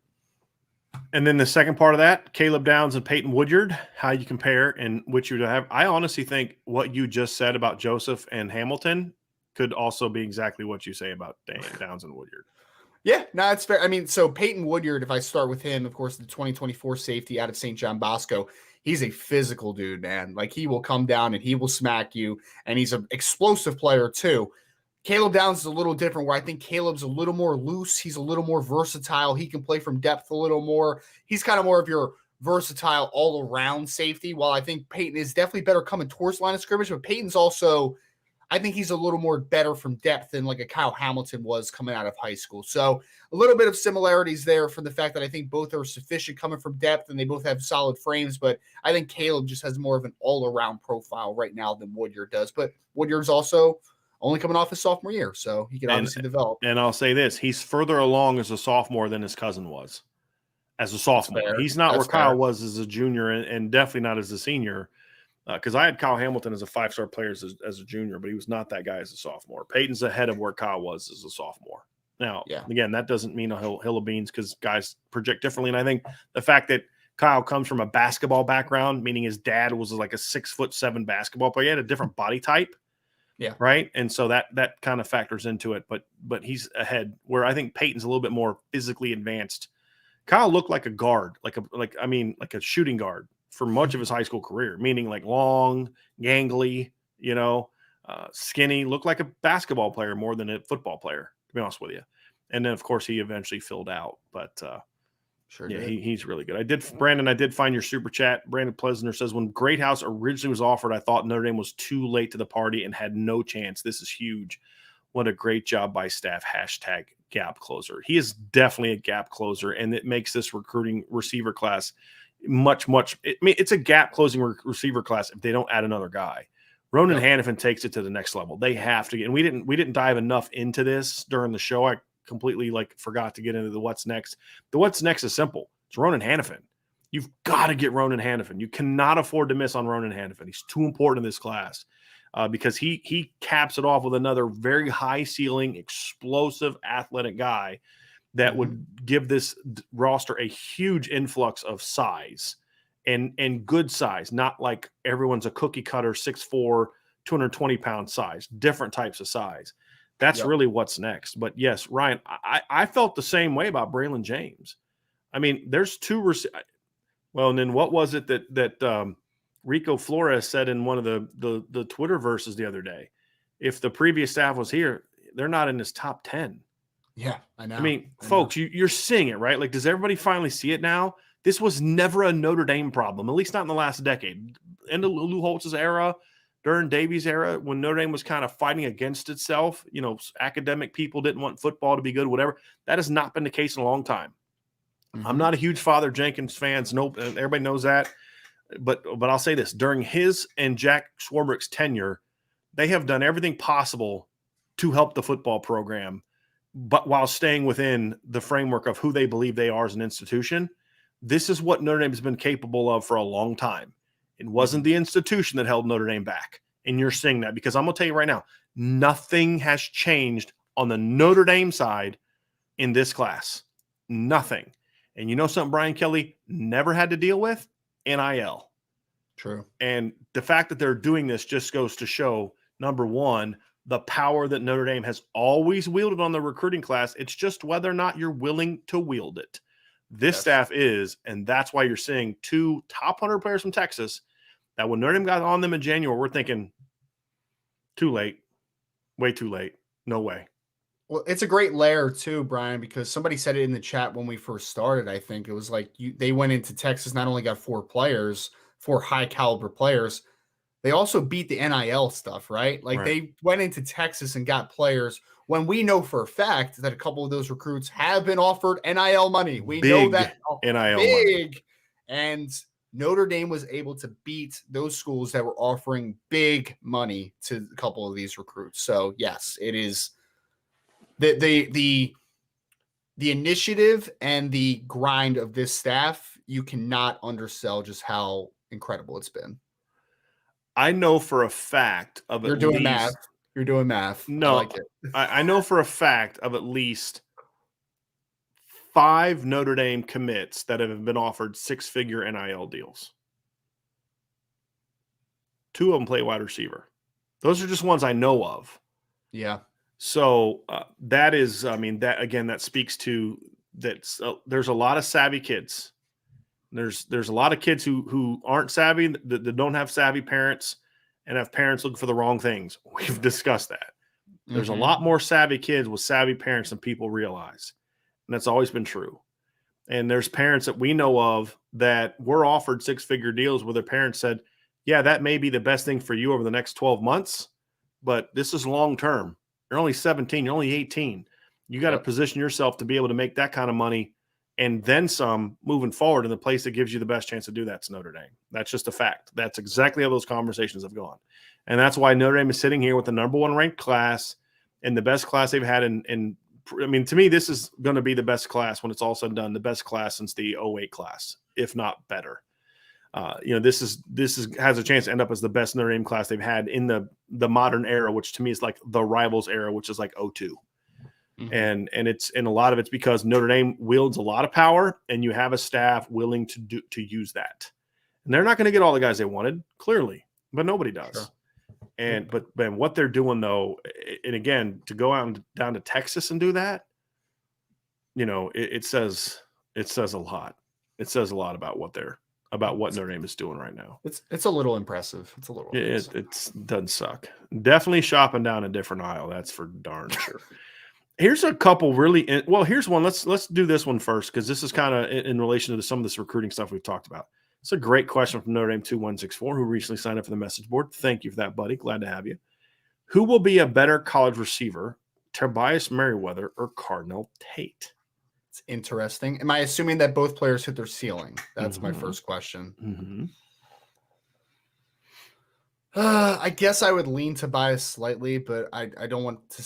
I mean, I really think Cornell's gonna be really good. Yep. So yeah. Yep. I have Cornell with a higher floor. I have Tobias with a higher ceiling. That's fair. Yeah, and I think the gap in floor is close and the gap in ceiling is close. But I think Tobias is taller. I think Tobias is faster. I think Tobias has a better overall frame. And like Cardinal, he has a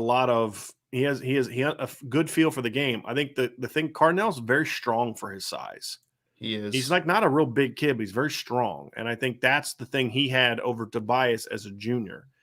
But I look, if I could trade Tobias, if you could say, hey, you could get Cardinal Tate, but that means you have to not have Tobias Merriweather from last year, there's no way I even think twice about making that deal. I'm like, no, thank you. Hard pass. And this has nothing to do with Tobias as a young man. I got no issue with Tobias. With Cardinal. I'm no issue with Cardinal. But it speaks to how good I think he could be. And then there was another question that kind of went along with that, Ryan, that I want to bring up because it was kind of asking to put Tobias into this class. I'm going to see if I can find that question. But it basically is like, how would you rank them? How would you rank the receivers if you included Tobias into this class? How would you rank the? Oh, here we go. This is a super chat from Bailey Brad. Thank you, Bailey Brad. Where would you put Tobias in the 2023 class? So let's just do what we did earlier. Mm-hmm. And here's the caveat. We have to try as best we can to put Tobias as where we thought he was as a junior. I think that's about the only way you can reasonably do it, unless you didn't see him as a junior. I didn't see him. I didn't see him much as a junior. And you can do him as a senior, and I'll talk about where he was as a junior. But basically, what are the ceilings and the first the floor, then the ceiling for those two players? Okay, so ceiling in the class, I believe I had it at. I'm just trying to think.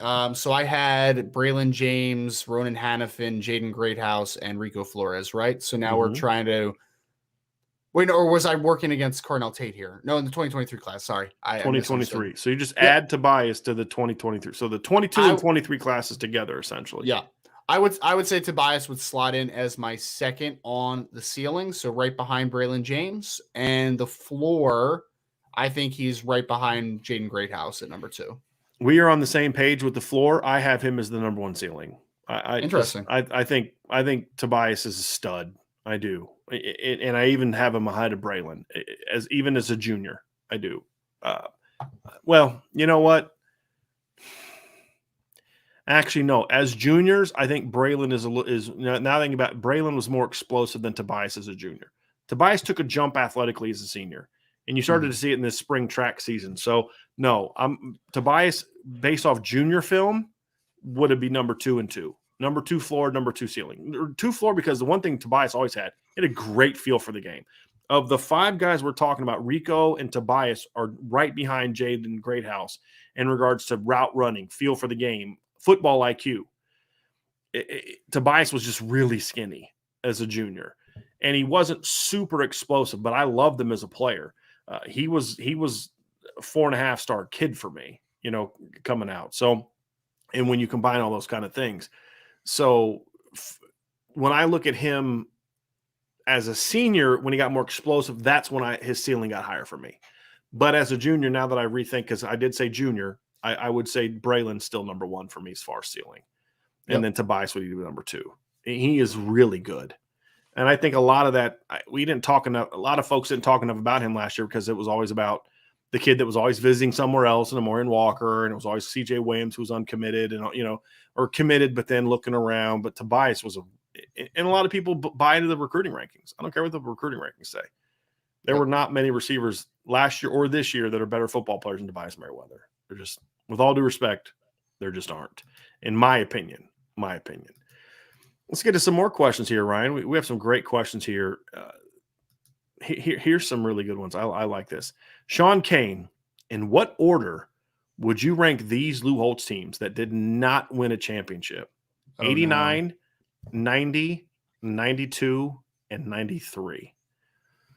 Well, the number one's easy. That's 1989. I mean, that I pointed this out in the show yesterday, Ryan. Mm-hmm. Notre Dame that year, because we were talking about our favorite quarterbacks. Who are our 5 favorite Notre Dame quarterbacks, or top Notre Dame quarterbacks? Vince went with it from his favorite list, and I went with it more like best list. So we kind of looked at it from different angles. Gotcha. And talking about best, I had Tony Rice number 1, ahead of Brady Quinn, because in 2 years, Tony Rice went 11-1 against teams that finished the year ranked in the top 25 in 2 years. 7-1 against teams that finished in the top 10. He had twice as many wins against top teams that finished in the top 10. Tony Rice did in 2 years in the Wolves, over twice as many than Brian Kelly had in 12 years. Now, that's not a shot on Brian Kelly. That's just showing how great Tony Rice was as a winner. So that 89 team went 7-1 against teams that finished the year ranked in the top 25. So that 89 team was phenomenal. I mean, they won 3 games against teams that finished in the top 5, including they beat number 1 Colorado by 15 in the Orange Bowl. Their only loss was on the road to Miami. So that was a tremendous, tremendous team. So that 89 team, in my opinion, was better than the 88 team. Just the 88 team beat Miami and the 89 team didn't, because they played Miami at home one year, not on the other. But 89 for sure. I'd probably put the 92 team second, which a lot of people are probably going to disagree with. The 93 team third, the 93 team third, and then the 90 team probably fourth. The 93 team was probably the least talented of those 4, if we're going to be honest. But it was still, compared to the other, it was really talented. They had Hall of Famers on all those teams, right? With Bryant Young and Aaron Taylor and Jerome Bettis. But I'd probably put the 90 team third and the 93 team, or the 93 team third and the 90 team fourth in regard to those. Ryan, you want to take a swing at that, or is that a little bit before your time? I was only alive for 2 of those teams, so okay. I might have to defer. You're only alive for 2 of those teams? I'm not really happy with right now. I'm sorry. It's okay, you young buck. I mean, I know all the names and the grades on those teams, but I did not see them with my actual eyes. I gotta put one of those threads back up. There's I started a thread this summer, and I just haven't got back to it, where we were putting sort of like all the YouTube films of all the games from certain seasons. I have a bunch of 93 games on there. I got to go find some of those 89, 90, 91, 92 teams. Put those games on there, because you'll enjoy it. You'll enjoy it. I'll make Caitlin watch it with me at night. There you go. Hopefully she enjoys that. She likes football, so she'll deal with it. Yeah, I can dig that. Let's get to some more questions here. We have a lot to get to. Sean Kane, if you could take one offensive player and one defensive player from the Holtz era and put them on this year's team, who would that be? I got Rocket and Bobby Taylor. I'm sorry, if you don't have Rocket on your list, you're not doing this right, in my opinion. With all due respect to Jerome Bettis and Reggie Brooks and all that. I was going to pick Tim Brown, so I guess I wasn't going to have Rocket on my list. Oh, man.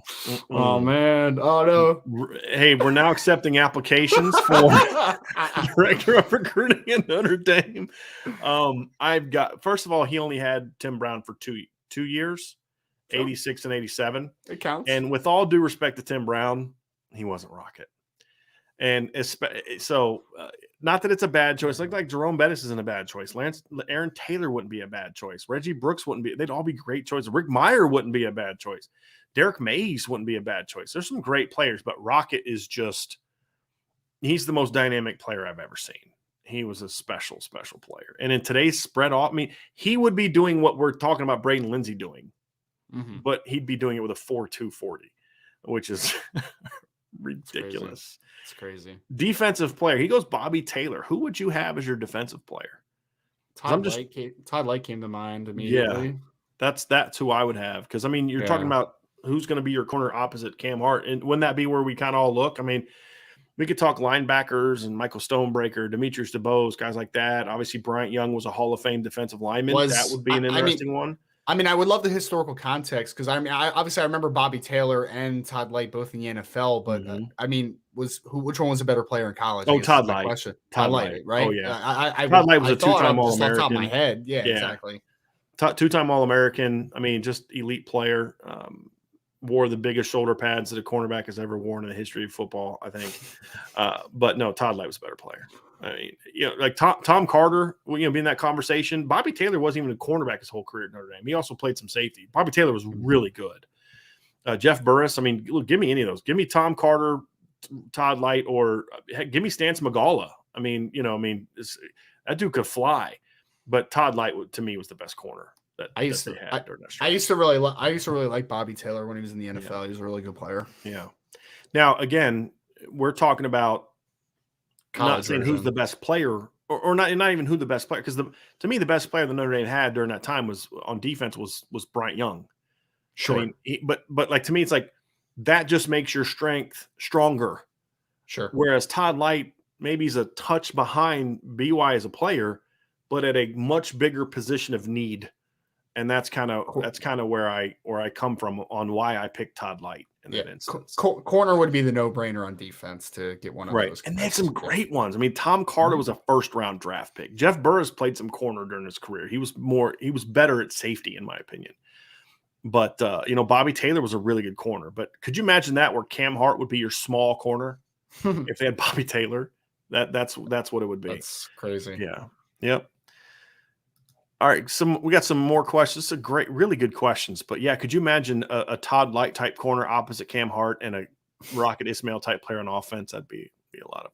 I mean, you're talking about a faster version of the RPO era. Like that's insane. Yeah. I mean, he would be on your team, and Will Fuller wouldn't be your fastest player. That's just. I mean, that's yeah.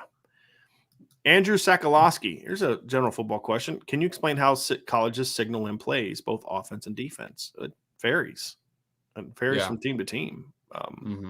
Some use hand signals. I hate the stupid signs. I hate the signs that signaling. And they'll signal in things like personnel group, formation, and play. That's what all those different things mean, basically.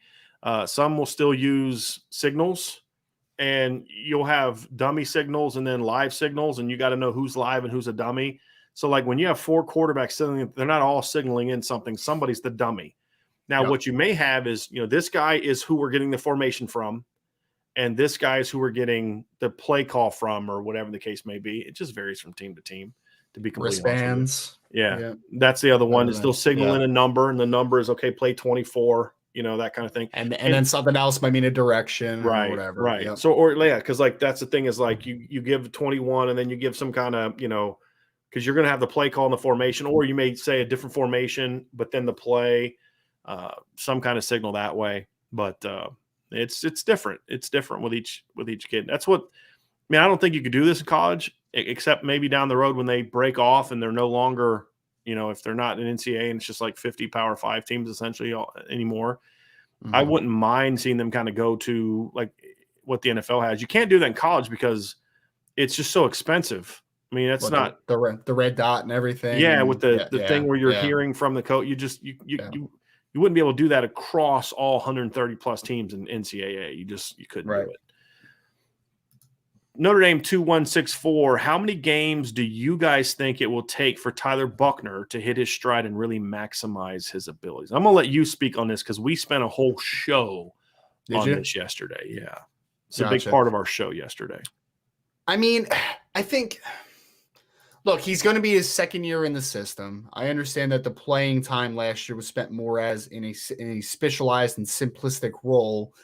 But I'm going to say with everything I've heard of Tyler Buckner from an intelligence perspective, I mean, what's fair, Brian? 4 to 5 games, and then you're kind of rolling along like to the peak? Like from a mental perspective, I guess. Because what does that mean, hitting his stride? To me, Ryan, it means when has he stopped finally playing consistent football?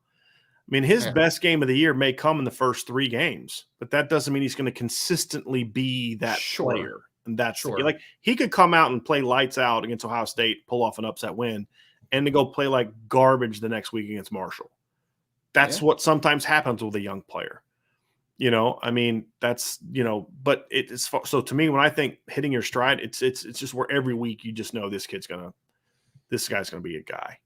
And that's where I look at it. But please continue. I was just gonna say, like, that's the first thing that popped in my mind is like 4 to 5 games. That's usually like when the game starts to slow down, right? Like where things, because I think that's what it is, right? It's like when you get to a point mentally where you're comfortable with everything that's happening around you, that's when the game really starts to slow down. You don't have to second guess calls or we're in the right formation or all the jargon to calling a football play. And you can kind of just sit and you just kind of a master of the playbook. I think that's kind of when things really start to slow down for you. So I just thought 4 to 5 games is probably a reasonable thing to think that could be possible. I think that's fair. It's good. God Country, Notre Dame Barbecue and Coffee. Ryan, this one's going to be for you. Okay. Will Anderson at Alabama, if he continues to get better, is the best defensive college football player since? Wow. That is something where I have to think about a little bit. Best college football player since, so he just came off of, what was it, Brian? 34 tackles for loss, 17 sacks. He should have won the Heisman if we're being completely honest, but he was Alabama's best player last year. 100%. But the Heisman Trophy does not go to the best player in college football, and it hasn't for a long time. Well, I was just more perturbed that they had Aiden Hutchinson up there, and if you had a defensive player last year, you had to have Will Anderson, in my opinion. That's just best defensive player though in college football since. See, that's more like you're not asking me who's the best prospect, obviously, right? You're asking me who's the best college football player. I think it's easy for me. Easy, you think so? If he makes, because he's going to be a junior this year, right? Yep. If he just makes normal sophomore to junior growth, to me, he's the best defensive player since Ndamukong Suh.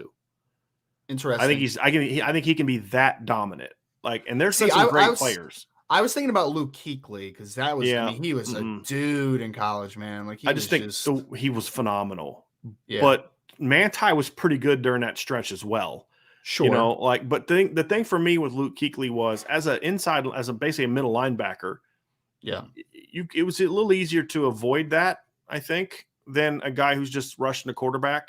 I also think that a great pass rusher can impact the game more than a great Mike in the last 20 years. I think that's been true even when Luke Kuechly was playing. I just think that those kind of guys are just such game wreckers where what do you do besides throw bodies at them, which then opens up so many other things. So that's why I would say and I think Luke Kuechly was a tremendous player. I think Manti Manti's 2012 season was phenomenal. Luke Kuechly was more consistent than Manti. Yeah. Manti's one best season was arguably as good, if not better, than Luke Kuechly's best one season. Luke was a better athlete than Manti was. You go back to there's been some great players in college football, but Ndamukong Suh was a complete game wrecker. Yeah. Just best defensive lineman I've seen in my adult life. Ndamukong Suh was. That's fair. He was special. Another guy that popped in my head was Patrick Peterson. Patrick Peterson was so good at LSU. He's pretty good. He was so pretty good. Yeah. Yeah, I guess Suh's a fair one. Ndamukong Suh, he wrecked football games. What was that? Was his game against Texas where he had 4.5 sacks, 5 sacks, or something crazy number like that? Yeah. I'm gonna look up his college stats because his final year stats were just stupid. Here he was. This is again, folks. This is a defensive tackle. He had 85 tackles, 20.5 tackles for loss, and 12 sacks. And everyone knew who he was. Right. It wasn't like he was a new guy. Yeah. And every team knew that's the guy we got to stop, and it just didn't matter. It didn't matter. You couldn't stop him. And he could, like you said, he could just, for a defensive tackle to take a game over. The only guy I've seen do that in the last 20 years, the way that he did, is Aaron Donald. As an interior guy. And Aaron Donald, with all due respect, wasn't as good in college as Ndamukong Suh. And Aaron Donald had some great numbers in college. He put up some. You talk about guys putting up silly stats, like Will Anderson put up some silly stats this year. There's no question about it. Aaron Donald put up some pretty silly stats in his career as well. His last year at Pitt, he had 28.5 tackles for loss and 11 sacks. That's kind of ridiculous. 59 tackles. But Ndamukong Suh was just, he just was on a different level. He was on a completely different level.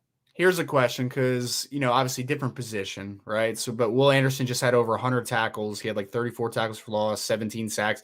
If he has anything close to that again, and let's even say that he improves and has a better year, maybe not statistically, but just from an impact perspective, better player than Ndamukong Suh then? I mean, that's the question, the next question, right? Like, would he then be ranked ahead of him is my next leading question, Like, that's... Would he be ranked ahead of Ndamukong Suh? Well, yeah, would he be a better player if he took just a slight step up and had a similar statistical season again? No. Depends what happens in the big moments. That's part of it. But the other thing too is the thing that Will Anderson has going again for him that Ndamukong didn't. Ndamukong played on some good Nebraska teams, but they weren't like what they used to be, and they weren't like what Will Anderson has. Will Anderson was always going to have a better supporting cast than Ndamukong had, but no, I mean, I'd have to see it. You know what I mean? It's like, Ryan, you throw me the stats. Like, Ndamukong Suh wasn't dominant because I looked at the stats. Ndamukong Suh was dominant because I watched the games and saw this dude is a beast. So I'd have to see it. Like, same with Aaron Donald. I don't think people can truly appreciate how good Aaron Donald is until you see the stats. Yeah. Right? I mean, just by looking at the stats, right? To truly appreciate how good Aaron Donald is, you have to watch him play, and you're like, wow. He's a silly player. Yes. Someone just put Clowney in the chat, please. No, he was not. He was not a great college player. He was drafted number 1 off of potential, pure talent, and that's why he's been an inconsistent, like a good but underachieving player in the NFL. He had that big highlight reel play, but he was not a great college football player. He was really good when he was a sophomore. His junior year, he packed it in though. Like yeah. Well, there was rumblings that he was talking about not even playing that year. Yeah. So that's interesting. It's a good question. Really good question. Terrell Suggs is a good one. I remember Terrell Suggs. He was really good. 20 sacks. I mean, you had Charles Woodson in 98 was it 97? 97 was a tremendous player. And there's been some great college defensive players. Tyrann Mathieu was a phenomenal player his last year at LSU before he got suspended. He was insane that year. It was incredible. Yep.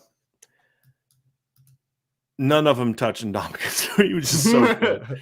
Julius Peppers was a phenomenal defensive player in college. I mean, there's been a lot of great players, but that guy was just on a different level. In Notre Dame 2164, just want to say that I am super excited to see what Chris Tyree can do as a feature back and what Estime can do getting a lot of carries. I think they're both going to surprise a lot of people. I think especially it's sad to say this. Audric Estime has 7 career carries.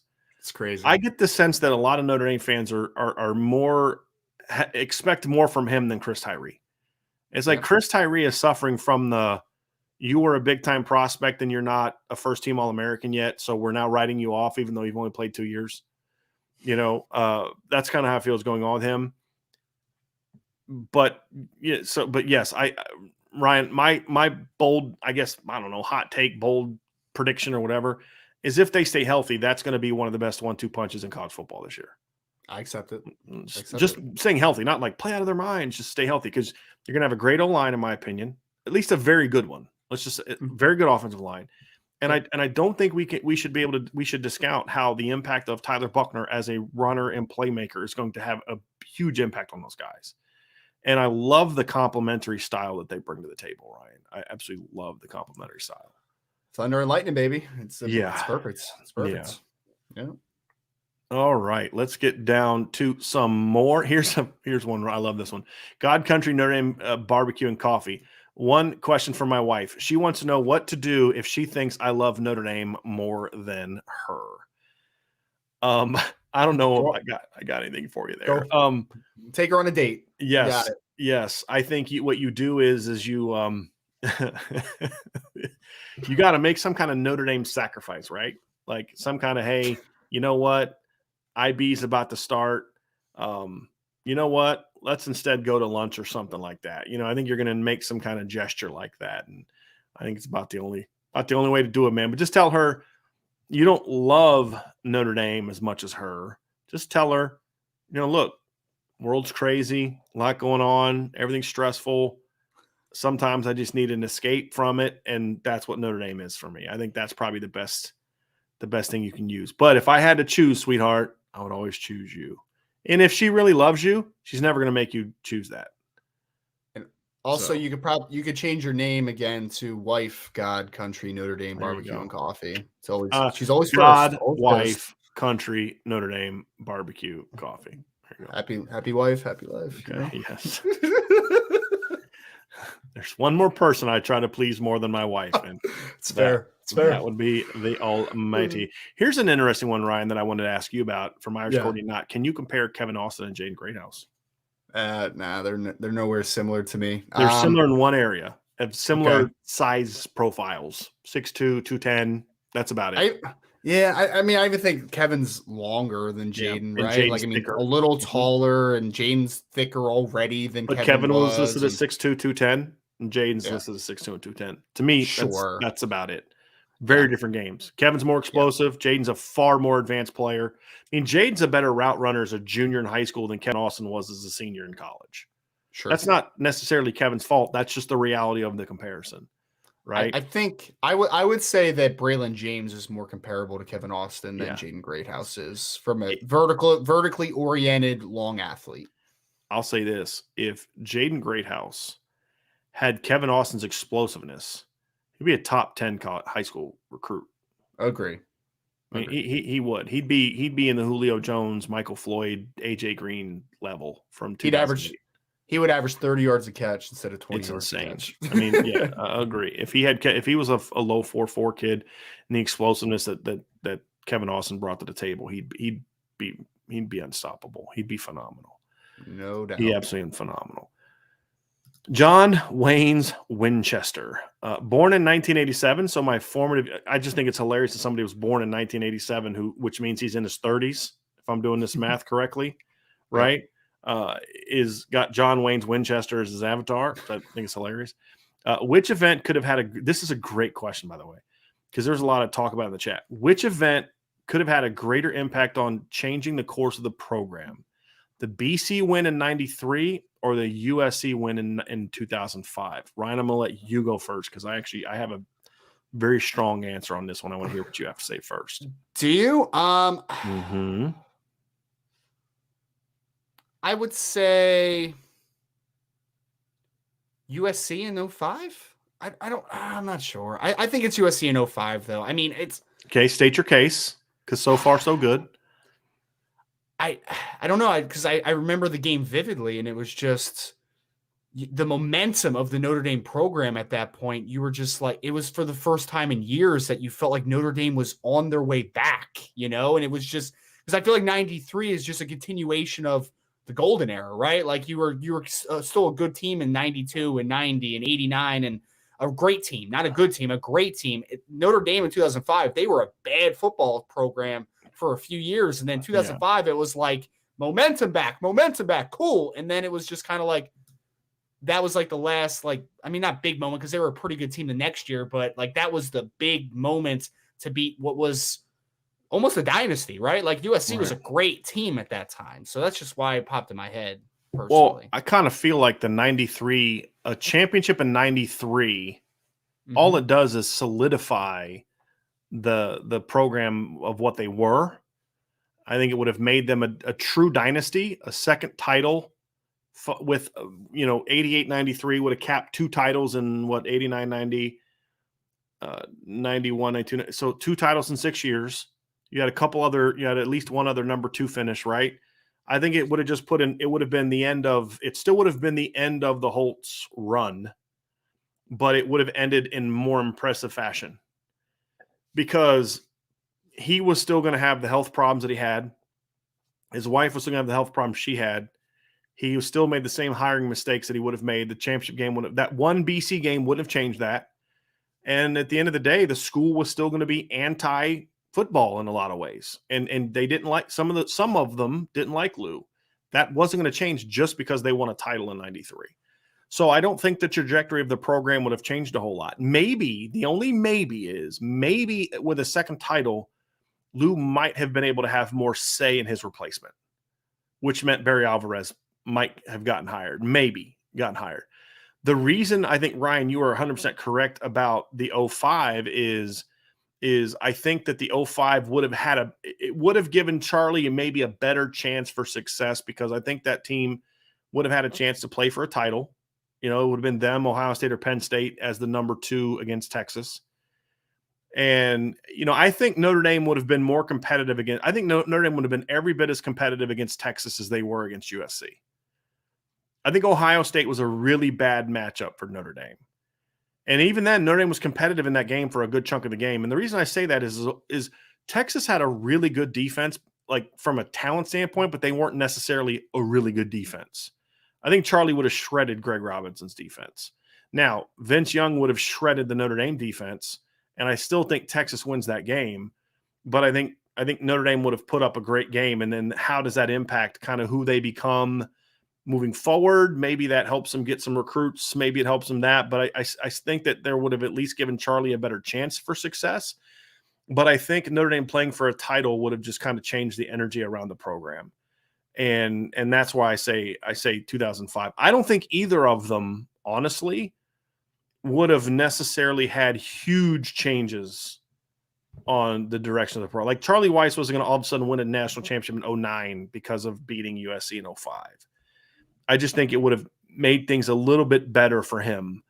I don't think anything changes in 93 other than just our perception of the Lou Holtz era a little bit, because he'd have had the second title. I don't think anything that came afterwards would have changed, in my opinion, after that.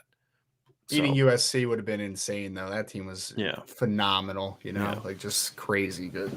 Yeah. And I mean, that would have been thing is like you'd have had that win to look at, right? You'd have had that win to talk about. The Spanky 100%. With a super chat. Thank you, Spanky. There's absolutely no question Notre Dame plays for the title. If they beat USC, Ohio State had 2 losses. So I think the only one that would have let me look and see where Penn State was. I can't remember where Penn State was really good that year, and I remember them beating Ohio State. I think they had a loss at Michigan. Yeah. They beat number 18 Minnesota. So at the end of the year, Penn State was number 3 going into the Florida State game. And I'm see where Ohio State was. Ohio State had the loss to Texas and the loss to Penn State. So they were number 4 going into the postseason. Penn State was number 3. So it would have been Penn State. Based on that, it would have been Penn State or Notre Dame. But I got to think, because this is what you have to look down to, right? Like Penn State and Notre Dame both would have had huge wins, right? And Notre Dame's win would have been over Ohio State, and Penn State's win would have been Penn State's win would have been over Ohio State, and Notre Dame's win would have been against USC, which was the better win. The question, however, would have been, which loss do you have more respect for? Because Penn State lost by 2 points at Michigan. It was a decent Michigan team that year. They weren't great, but they were decent. Whereas Notre Dame that year lost at home to a Michigan State team that went 5-6. That's the potential downfall of that team. But, we'll have to see. So I think it would have been close. The thing is that, however, here's the big caveat. Rankings back then put a lot on when you lost. Notre Dame's loss would have been, third game of the year, fourth game of the year. Penn State's loss came almost a month later, I believe. So that'd have been the other aspect of it. So that's a good question, but I think it would have been Penn State or Notre Dame. My guess would be Notre Dame, but I can't say definitively that it would have been Notre Dame. It would have been a close one. I forgot that Ohio State lost to Texas that year. I always forget that. I remember them losing to Penn State. I just always forget that they lost to Texas at the beginning of that year. I don't remember that either. Yeah. Archer 452, resident Ohio State fan. CBS Sports asked this, and I thought it would be good for the mailbag. What is one game you would change the outcome of? In my lifetime? I mean, that I remember vividly? I have two. I'm going to answer pre-Brian Kelly. What's your answer? And then what's the one game you could change the outcome of for Notre Dame? That I remember watching, it would be USC would be the one. Be pre-Brian Kelly. That one's a pretty easy one.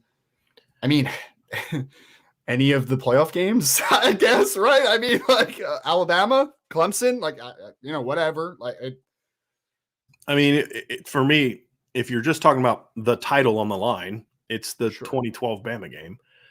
I'm going to go a little different angle there. Oh, good point. I completely forgot about that. Yeah, game. I'm going to go back to the pre-Kelly era. It's not USC for me. It's BC in 93. Because if Notre Dame beats, it's one of two games. Pick one. Mm-hmm. Beating Miami in 89 or beating BC in 93. I'll ask all of you, if you could change the outcome of one of those two games, which one would you change? Would you change the outcome of the 89 game at Miami that Notre Dame lost? Or would you change the 93 game against BC? The reality is I think Notre Dame wins the title both years if they win those games. So which game would you all say that you would rather have changed, 93 BC or 89 Miami? And we're getting both answers. So I think part of that might be age. Some of those people just barely remember. So Chief Brody, here's the thing. I don't think that would have changed a ton, to be honest with you.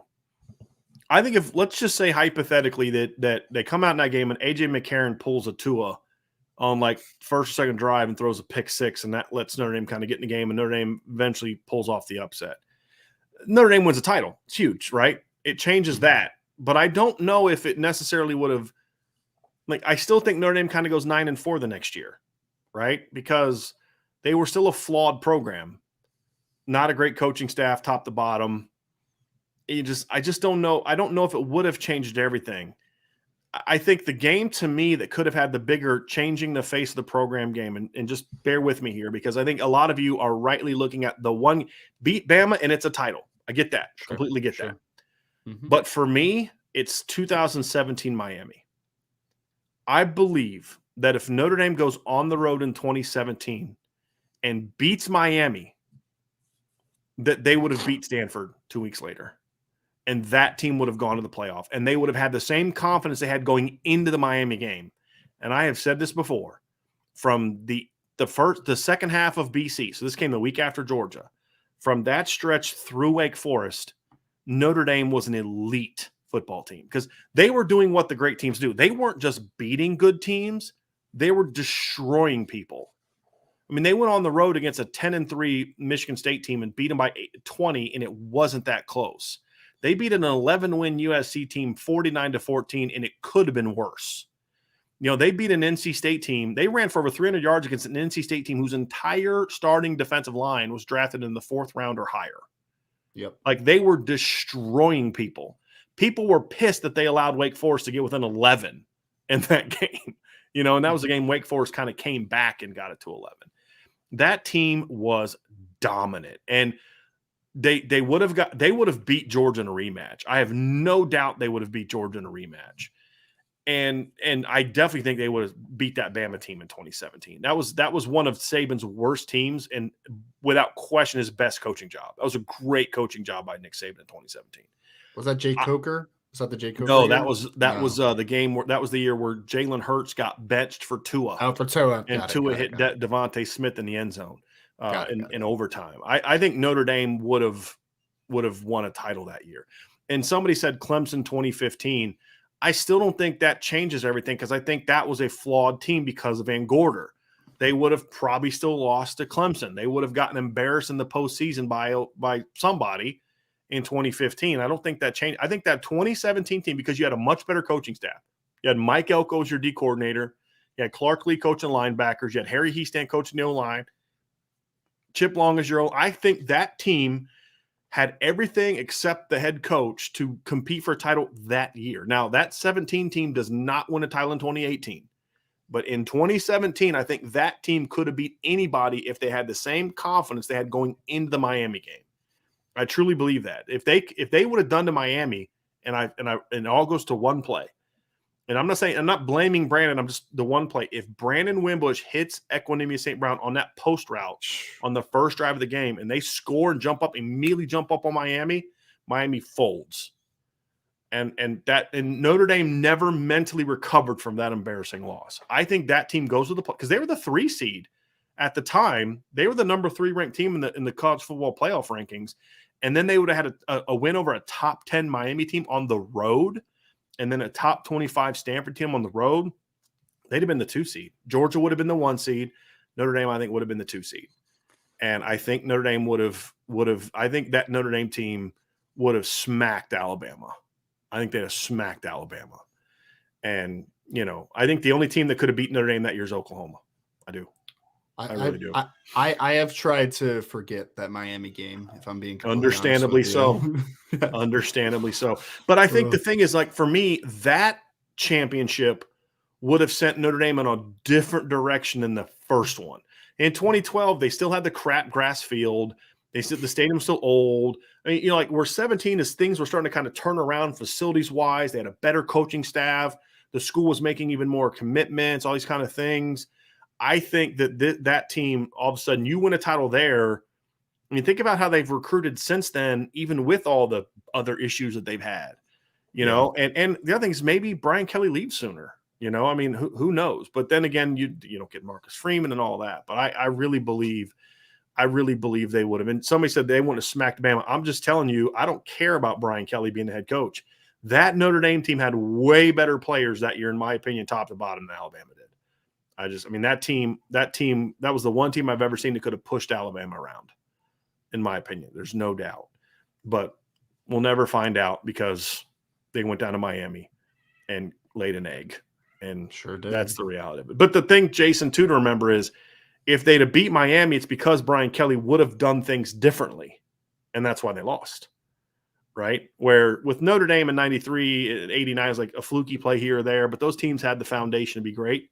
And that's ultimately why Brian Kelly never would have won those games, is because, and that's why a lot of them weren't. I mean, think about it. In 93 and 89, it's if you just stop that 3rd and 43 in 89, you might beat Miami.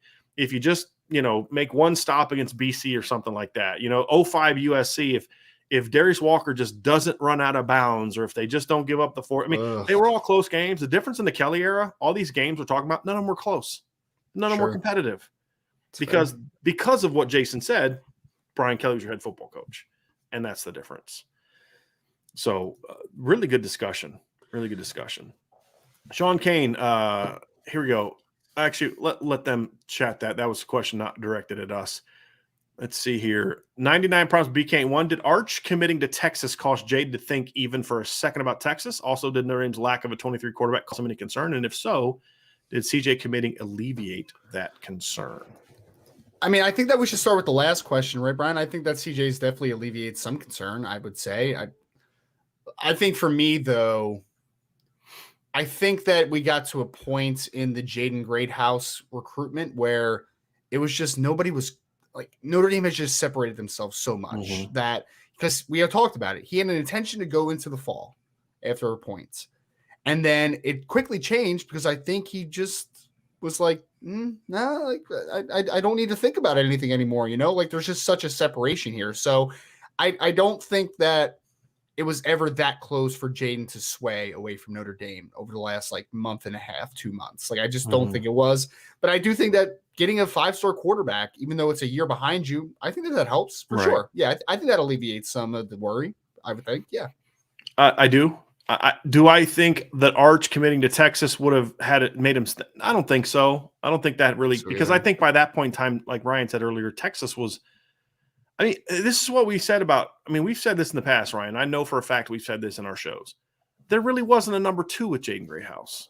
Really, I mean, that's the thing is he's just a smart, thoughtful kid. That I think if he'd have gone into the season, I think if he would have picked if he goes into the season and doesn't end up with Notre Dame, I actually don't think the team he picked would have been one that's on as the Final Four. I think somebody else would have got involved. And I'll say this: Texas is the one that people are always going to bring up because from Texas, all that blah blah blah. I was much more worried about South Carolina than I was with Texas. Much more worried about South Carolina. 2 reasons: personally. Shane Beamer. People forget he recruited the state of Texas hard when he was at Oklahoma. Yep, and they had a nice package. I'll just leave it at that, right? And I would agree with you on that.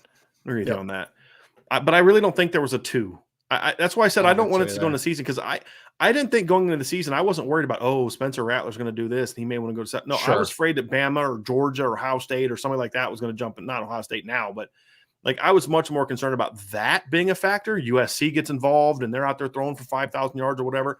That had me a lot more concerned than one of the 3 teams on the list. And honestly, Texas didn't recruit him super hard. Now, I think that's a mistake. But Texas didn't make a super hard run at Braylon James. Now, maybe that's because they knew they weren't going to get him and they wanted to make it look like, well, we don't really want him anyway. I don't know. I don't know the answer to that. But they didn't push hard for him, and I don't think Braylon, I don't think Jake, because they were the big competition early. They started backing off. I mean, from what my sources said, around April, May, kind of this around the time when everybody kind of thought Notre Dame was leading for Greathouse. Maybe that's the case. We'll never know. I guess we'll never know. All right. Let's get to some really good questions here today. This is a good one, Ryan. Yep. Brian and Ryan, what game not involving Notre Dame or a team on Notre Dame's schedule are you most looking forward to this season? Man, that one might be one I have to do a little research on. Outside of the Notre Dame spectrum of the schedule, I haven't really looked. For me, deeply. it's an early season game about a team I'm really looking forward to seeing that Texas-Alabama game. Really looking forward to seeing that. I mean, there's always the in-conference games. There's Ohio State and Michigan. I'm looking forward to seeing just how bad is Michigan going to get destroyed by Ohio State this year. Like, I can't wait to see that. I mean, there's going to be some conference games that are big. I'm looking forward to seeing all the Big 12 games and how they handle Texas and Oklahoma. Like, do they boo the mess out? I mean, who knows? Those are all interesting. That's a good one. But honestly, the biggest game for me that I'm looking forward to the most that's not Notre Dame involved is going to be the one I just said. I think the two biggest non-conference games on the docket this year are Notre Dame and Ohio State, and then Texas and Alabama. And Texas doesn't even have to win to make an impact. If it looks like the LSU game did in 19, I think that could be a big boost for Texas. Because I think this Texas team has better players than that 19 Texas team did. I definitely think it has better coaching. I just think they need to learn how to compete at that level. And if you look at a lot of Texas's losses last year, they were games they should have won. I mean, Texas should have been 10-2 last year, in my opinion. 9-3, 10-2 last year. When you think how many games they just pissed away at the end. I mean, that's the kind of game where if they can learn how to win or at least learn how to compete, it could have a very similar effect for them, like the loss that Notre Dame had in Georgia in 2017. We're like, you know what? We're really good. We just got to clean some stuff up and we can go do this thing. So that's a game. And plus, it's two legends. And it's for the first time in a long time, Alabama is playing a true non-conference road game. I don't think they've done that since Penn State in 2011. But they're going to Darrell K. Royal, I believe. I believe that game is at Darrell K. Royal. And so that's something else we haven't seen in a long time, Ryan, that adds even more intrigue to that game. It's not a neutral site game like all their other non-conference games have been the last decade. Right. So it's an interesting one because I do think that Texas has some dudes at wide receiver, running back, and I think that they have the ability to score against Alabama. My biggest thing, Brian, is like Texas offensive line is just going to be bad, man. Like it's not going to be great. Yeah. It's not going to be great. The defense, we'll see. I don't know, but yeah, I do want to see the Michigan-Ohio State game to see the revenge game from Ohio State, though. That's going to be fun. That's going to be fun. Yep. Yeah, that's going to be very, very interesting. Very interesting. It's good time to be a Michigan hater, man. That's right. Said it the other day. There's never a bad time to be a Michigan hater, but I'm going to say this. I have always disliked Michigan fans more than Ohio State fans. Yeah. If it wasn't for Archer, I might change that because it's fair. Some of the ignorant things that I have seen Ohio State fans put on our channel in the last month is like, wow, you guys are even worse than Michigan fans. And that's bad. Like, if it wasn't for Archer, like the one saving grace, I mean, like, it's been bad. Like, really ignorant, mean stuff, nasty stuff. They are really just not good people. And they, I'm sorry, Archer, with all due respect, man, but that's just what our experience. You're like there was one other person that made a comment in that thread that like was trying to talk. Everybody else was just making like really just ignorant, mean comments. So, I don't have a lot of respect for Ohio State fans. So, but I dislike Jim Harbaugh. So my desire to see Michigan get killed by Ohio State, I'll be honest, is not as great as it was 2 months ago. Just because of now that I've had to, because Notre Dame plays Ohio State, we actually hear from them more. It's like, man, you guys are pretty awful. And they have this weird they have this weird back and forth with Notre Dame right now too, where it's weird. It's so funny that Notre Dame's so irrelevant, yet people still want to come at them and still say things. It's so funny to me. It's they're just wasting a lot of time talking about a program that's not relevant. Like, do you spend this much time engaging with Northwestern and Vanderbilt fans? Because that's pretty much what you think Notre Dame is. From my, I had a guy say that Notre Dame's closer to Northwestern than they are, and he was like, okay, block, ban. Time for stupid people. Someone said that Notre Dame, without a conference, when there's super conferences, Notre Dame, if they're not in a conference, they'll be just like a Kansas team or something like that. I'm just like, I don't know what that means. I just don't know what that means. I just know it's dumb. Yes, very dumb. It's just dumb. All right, I got some more questions here. Great questions today, everybody. I really enjoy these. Do we answer this one? Which one? You just said? Of the 2023 commits who has the I'm sorry, I didn't get to that one. It was an Irish Chi-Town, right? Irish Chi-Town, I put it away. I took it off. Of the 2023 commits, this was for you, Ryan. Yes. Who has the most potential? Keon Keeley, I'd say. I mean, if Keon Keeley, there's no reason that projecting forward that you can't say if Keon Keeley body develops and he's 6'6", 265 pounds, that he can't be like one of those future Chase Young type of draft prospects, right? Like he's, a menace. Like everything that you want in a premier edge rusher, defensive ends, Keon Keeley has it. I mean, I don't know if I'd even say it's close. And there's several guys I have with 5-star upsides in this class. It's just Keon he's special. Let me ask you this. Who is it after Keon? I think that's more of a conversation that would be more interesting to have than, the first one I think is easy. Even if they'd have got Dante Moore and Jason Moore, my answer I don't even think twice about it. As far as, most potential. Because I think Dante Moore was a great player because his floor was as high, incredibly high. Sure. I think there's other quarterbacks in this class that have higher ceilings. I think what separates Keon too is the position he plays, right? It's like defensive end is just such an important position. I'm going to go to a position that's being a little undervalued in recent years, but I would say Peyton Bowen for me. Like I think Peyton Bowen has superstar potential. Like he's a ball hawk, great ball skills. Like he's that guy that I think could be an All-American safety if he is because he's the athlete we think he is, right? So let me think about this one. Because I might have to go with you on that. I'm trying to think through because I'm trying to think who are the guys that I have given 5-star upside grades to. Yeah, that's what I'm trying to think too. Because obviously it's going to be one of them. But I do have upside grades here on the boards. So I have on defense I have 5 guys with 5-star upside grades, and on offense I have 4 now that. Jaden Greathouse, this is the most 5-star upside grades I've ever given out for a Notre Dame class. There's 9 already. That's awesome. And on defense, it's Keon 1, Peyton Bowen 2, Micah Bell 3, Boubacar 4, Drake Bowen 5. And if I was going to drop one of those guys, I'd probably drop Boubacar because he's so raw.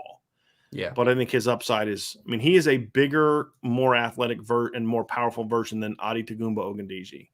It's fair. Right. And Adi was a pretty good football player. Sure was. So I think Boubacar's got a really high ceiling. But to me, when I look at that list, the only guy that I would say in that list that compares to Peyton would probably be Micah Bell. But the difference is I think Peyton's got a lot better frame than Micah does, much more size. And when I look at Jagasol, Page, and Braylon James, upside on offense, I just don't think any of those guys are in quite the same level as Peyton Bowen. I think Jagasol might be the only guy just because of positional value, right? Being an offensive tackle, but even then, I don't think he's a left tackle. So I'd have a hard time not going with Peyton Bowen as number 2. Jagasol is worth talking about though, because I think he does. If there's another guy, he has All-American potential. I think. To your 5-star upside rating wise, he could be a dominant player. But again, it's. Because that's the interesting one for me. Like, I don't think it's really close between Keon Keeley and Peyton Bowen, even though I think both could be superstars because Keon Keeley plays a position that is just so important, right? But when you're talking about Charles Jagasaw, right tackle, offensive guard compared to a safety, that's where like the gap of importance starts like going a little less for me. If he was a true left tackle, to your point though, that probably wouldn't even be a conversation. He'd be number 2, right? 100%. Yep, agree. I love this one. Matt 2011 GT with a super chat. I appreciate that, Matt. It's just simple. Is it football season yet? I mean, it's always football season. Always football season. Always football season. But man, we're getting close. It's like 50 days, something like that, for the first game. I mean, we're getting close. Yep. We're getting really, really close. I appreciate the super chat very much. Got a super chat from Just Your Ordinary Joe. I got so tired of hearing that Notre Dame's goal was to play for a championship rather than winning one. Thank you guys for not perpetuating Brian Kelly's phrase, ending regular season up near the top does not equal job done. I mean, Joe, that was my biggest – and Joe, just to remind you, you're bringing up Brian Kelly here, my friend, not me in this instance. Love you, Joe. But that was my biggest beef and why I still get frustrated with Brian Kelly is if he would have worked as hard at recruiting and developing and relationships as he did at spinning narratives, he might have won a championship at Notre Dame. I mean, he worked hard to change the narrative, including trying to get people in the media to, be his buddy and say the right things and do all that kind of stuff. He worked hard to change the narrative as opposed to just working hard at coaching, and that's the thing that disgusted me. It was always somebody else's fault. And it was always changing. Like, he had a way with words because, again, this is a guy with a political background. He understands how to use words to manipulate a point, right? I mean, it's something you and I kind of talk about in our personal conversations. It's like, if you were just be honest, people would respect you more. If you'd put into work, people would respect you more. You spend so much time trying to spin a narrative. Like, it's like, does anyone believe that just randomly all these media people last year started talking about if they go 11-1, this is the best coaching job of Brian Kelly? And it's like within a week, all these things. It's like I feel like I'm watching politics, and I'm getting if I turn on Fox News, I'm getting every right-wing analyst is repeating the same thing. And if I turn on CNN, every left person is repeating the same thing. It's like, okay, you guys aren't even having individual thought now. Just all repeating the same talking points. Are you saying that narrative was created in an echo chamber? Is that what you're saying? Yes. Duh. And that's what it was. It was just why is everybody all of a sudden talking about this is going to be the best? It's we're in September and people talking about this is going to be the best coaching job in Brian Kelly's tenure. And I'm like, what? Okay, where'd this come from? Who's starting this one? And it just if you put that much energy into getting the most out of your team, maybe you might actually won something meaningful in your 12 years as the winningest coach at Notre Dame. So, yeah. And look, we like Marcus Freeman. I didn't like Brian Kelly. Everybody knows that. But I didn't hold Brian Kelly that standard because I disliked him. Because I'm going to hold Marcus Freeman to the same exact standard, right? Being competitive against Ohio State is not mission accomplished. It's you're getting closer. But it's not mission accomplished.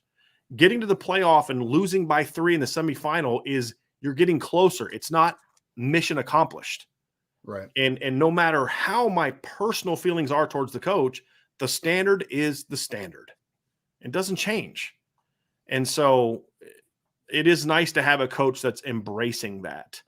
Because if you listen to all the players when they came back, decided to come back and not go to the NFL, and you listen to the spring interviews, they're not saying we want to play for a championship. I came back to win a championship.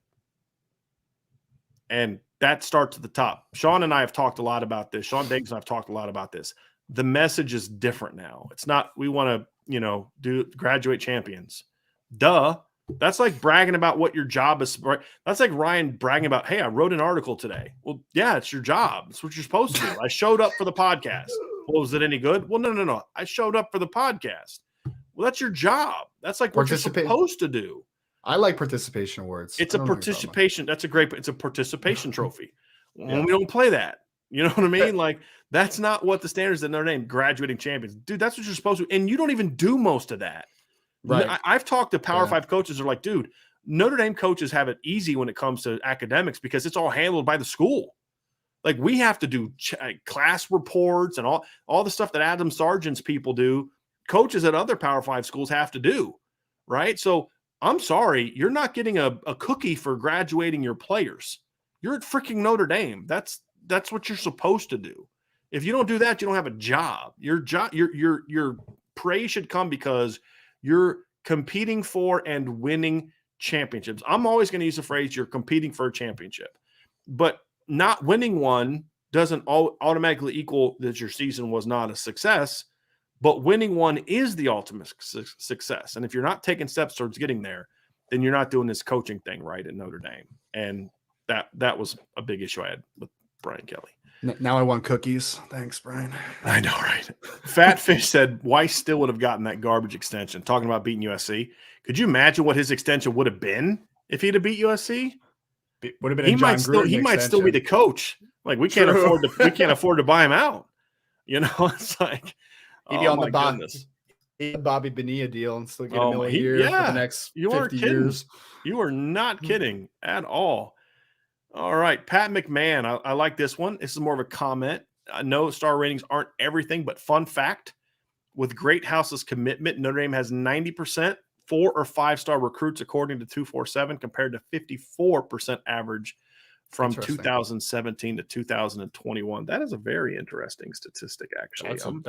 That's very. I mean, 54 seems low, doesn't it? Like that seems really low. It's about right. It's about right. Now it's about right for what I know Notre Dame was. I'm not saying it's right for what. Oh no, I just meant based upon what it should be. It just seems very low. Yes, yeah. No, I wasn't saying that Pat was wrong. I was just like, wow, because it's 18 out of 20, so that's the 90%, and should be 20 out of 20. Ohio State's at 88.9.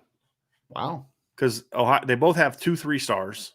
Notre Dame has more commit kids, and here's the crazy thing. So on Rivals, unless Rivals has dropped some of their up until the moment Joe Otting committed, every single Notre Dame commit was a 4-star, I believe, on Rivals, and that's an impressive feat. Very, very impressive feat. And that's about the standard those other programs are. If you go back and look at Bama, they're going to be in the 80% to 90 from year to year in 4 to 5 stars. It's about where you're at. And if Joe Otting is a true 3-star, then I'll be happy to take a Joe Otting. Sure, so I'll be good with that one. And I'm okay with people. Like the problem is that's why we do the upside grade. Yep. Because I'm okay with someone saying a kid who's 6'4", 260 is a 3-star right now, right? Like you know what I mean? Like, but in our standard, it's I'm okay with that. But it's like you've got to say, but you know, I can't compare him to Samson Okunlola yet, who's 6'6", 300 plus pounds, right? Sure. But you look at what this kid could be when anyone cares, which is when he's in college. That's a different story. Like 100%. Joe Alt was not a 4-star prospect in high school. We knew he could become a much higher than that. So I gave him a 4.5-star upside grade, but he wasn't that in his school because his body hadn't developed yet. And that's kind of one of the reasons we do the upside grade. Cause to say, hey, look, this is where this kid is now, but if he pans out, look, he's got a chance to be here. And I think it's helpful in my opinion. So here we go. Got some more questions. Super chat from Sean S. Think any of the 22 and 23 receivers have Stovall or Samardzija level potential impact wise? Yeah, all of them. Yeah. I'd say except Rico. Rico is more to me. Rico is more. I'm trying to think of the right way to. He's more. Again, different style of player. But his max production is more Miles Boykin-ish than it is Stovall Samardzija-ish. Like 50 catches, 800 yards. Yeah. You know, again, they'd get to it a different way. Rico's more of a number 2, number 3 guy, which is important. You need that kind of guy. Sure. Whereas I think Tobias, Braylon, and Jaden all have dude, like you're the guy potential. Sure. And the potential to do it together, which is what made Stovall and Samardzija so fun to watch, is because they were both dominant. So yeah, I would say Townie Irish with a super chat. Thank you. That Ronan Hannafin, where are you at? Hey, last piece. Yes, last piece. He's the final piece. He's in a very important piece. He's not like a icing on the cake. He is this class isn't the same without him type of player. Yeah. You know, this isn't Jason Moore picking Notre Dame on the D-line, where if you don't get him, it's a bummer because he's a great player, but you don't need him. Not only would Ronan Hannafin give Notre Dame a great player who I view as a top 100 player, you need him also. So, yes, he's very important. He's very important. Desiree White.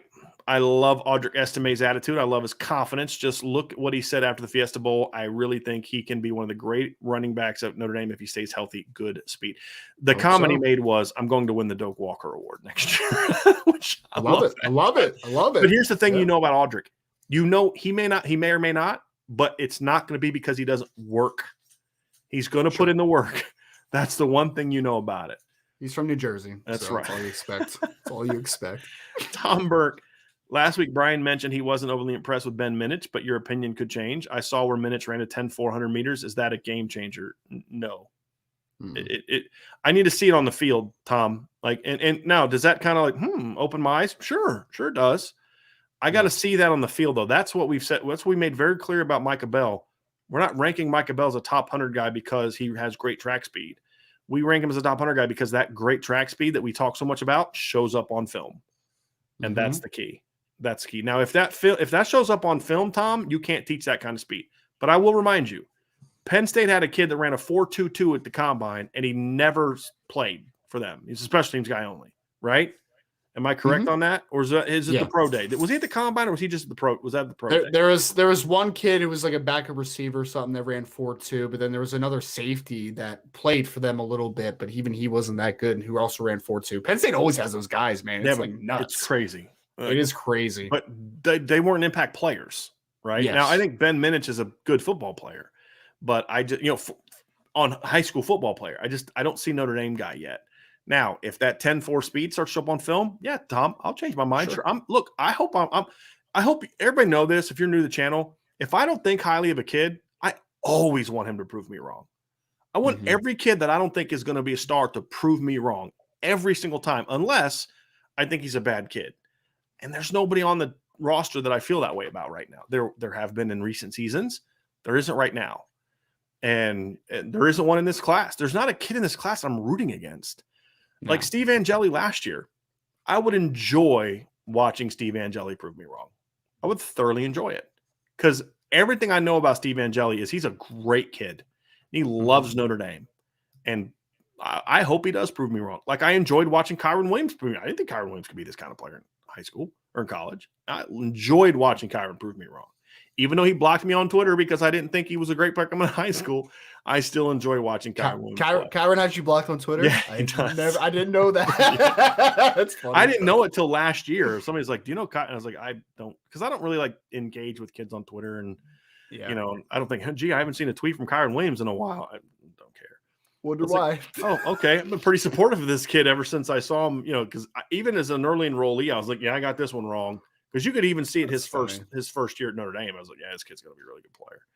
I still remember watching him beat Kyle Hamilton on a corner route for a big play. Like when they were both freshmen, I'm like, yeah, this kid's going to be really good. I think it was in the fall camp. I was like, this kid's going to be really good. Sorry, you see Rita walking around.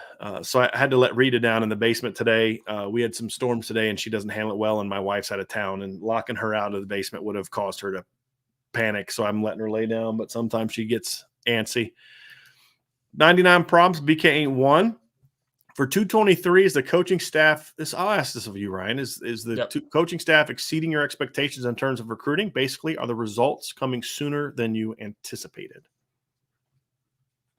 I want to all right, so let me backtrack real quick. So I think that you saw the immediate impact of Marcus Freeman when he first got here. I mean, a lot of the final touches on 2022. I mean, you talk about like Jalen Sneed and Tyson Ford and like those types of guys. Like he showed his impact very quickly. I would say this, Brian, I don't know if you agree with this. I think where they're exceeding my expectations is that not that Marcus Freeman and his staff are successful recruiters to this degree.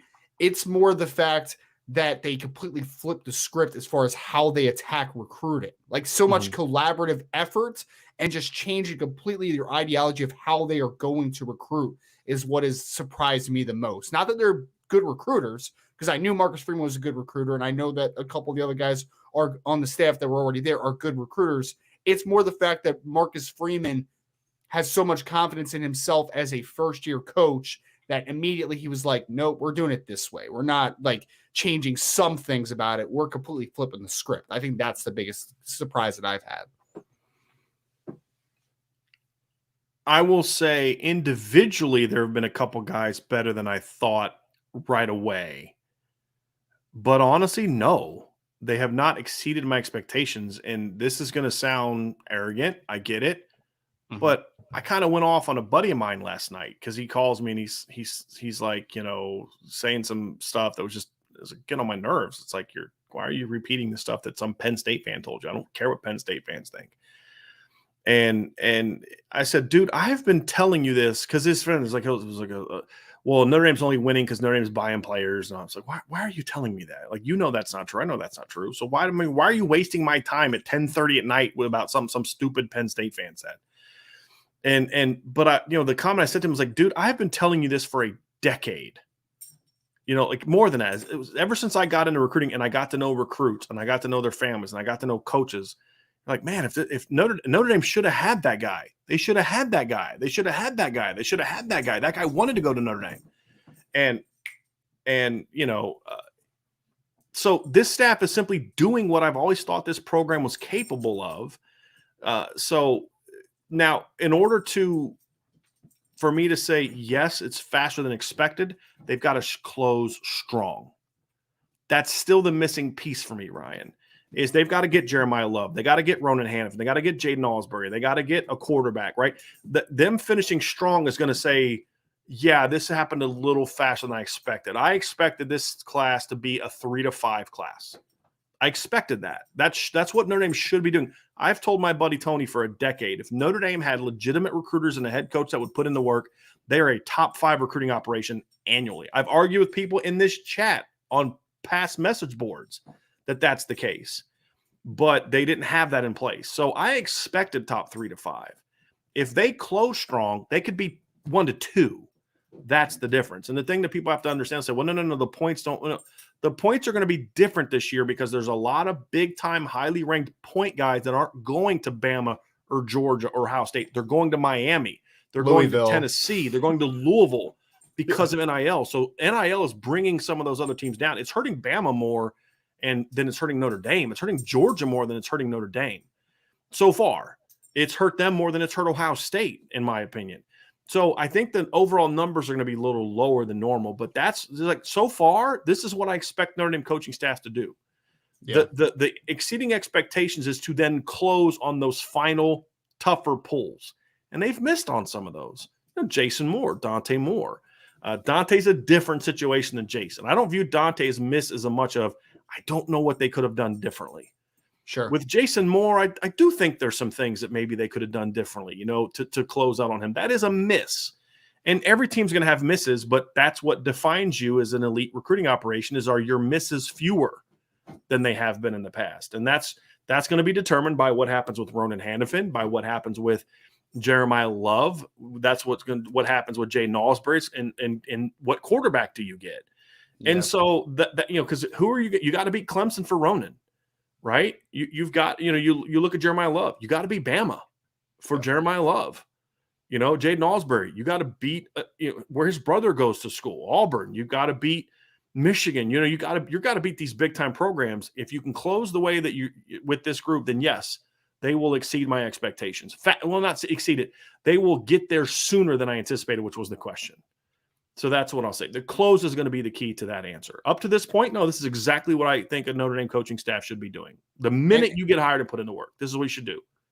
Can I add in one thing too is, and I know people get hyper-focused on the misses, and I get it 100%, but I would also say that the former staff would not have missed because they wouldn't have tried. And with a lot of those guys, yeah. Yes, and I think that is – I think we need to kind of keep that in mind. That like Notre Dame is big game fishing here. You know what I mean? Like, perfect example. Today is a perfect example.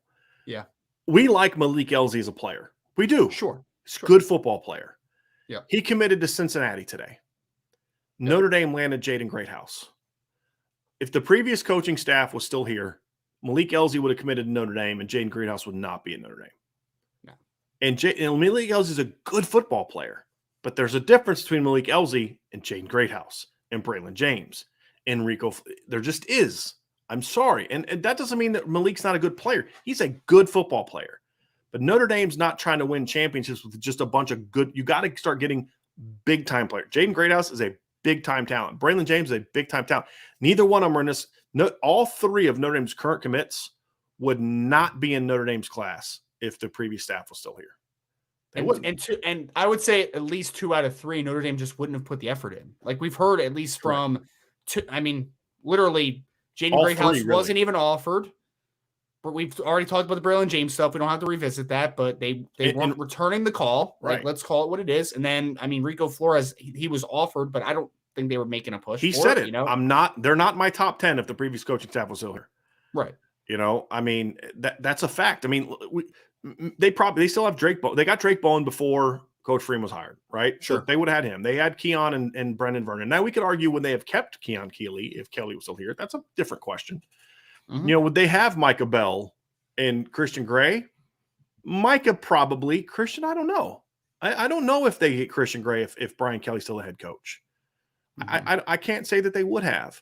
They'd still get a Don Shula. I don't know if they get Peyton Bowen in that case. I don't. I mean, he committed after the fact. Yeah. So I don't know if they get Devin Houston. So those are the things is I just don't know if, do they get Boubacar? I don't have an answer. I don't know. I actually think it's not a given that they would have gotten Charles Jagasaw if the current staff was here. I mean, they had every chance in the world to get Wyatt Milam, and they just chose not to. All right. He wanted to come to Notre Dame, and they didn't. Did he really? Oh, yeah. I didn't know that. I had West Virginia people saying, if Notre Dame makes a push at this kid, he's going to pick Notre Dame. I heard he played pretty well for West Virginia last year as a freshman too. Yeah. Shocker. So,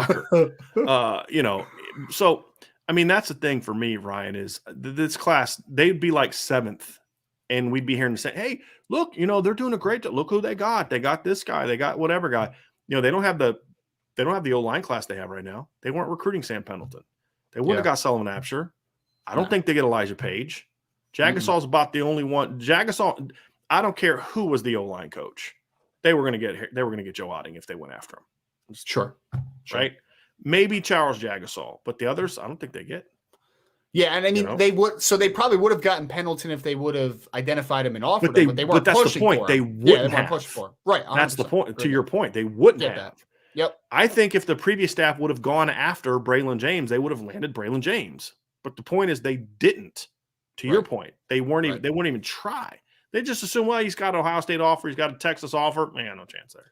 We had a couple. I mean, there's a couple big time players in the staff in the class, that have literally called Notre Dame a dream school, but Notre Dame never reached out to them and never pushed for them. Right? It's like we have big time kids calling them, and they wouldn't get the return phone call. Ryan, that's the fact.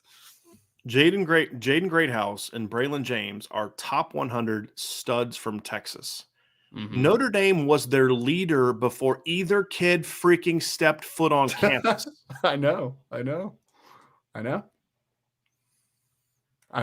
And y'all wonder why I've been so grumpy, though. People have said, Driscoll's so much. I'm like, no, I'm enjoying this job more now because I don't have to deal with that crap anymore.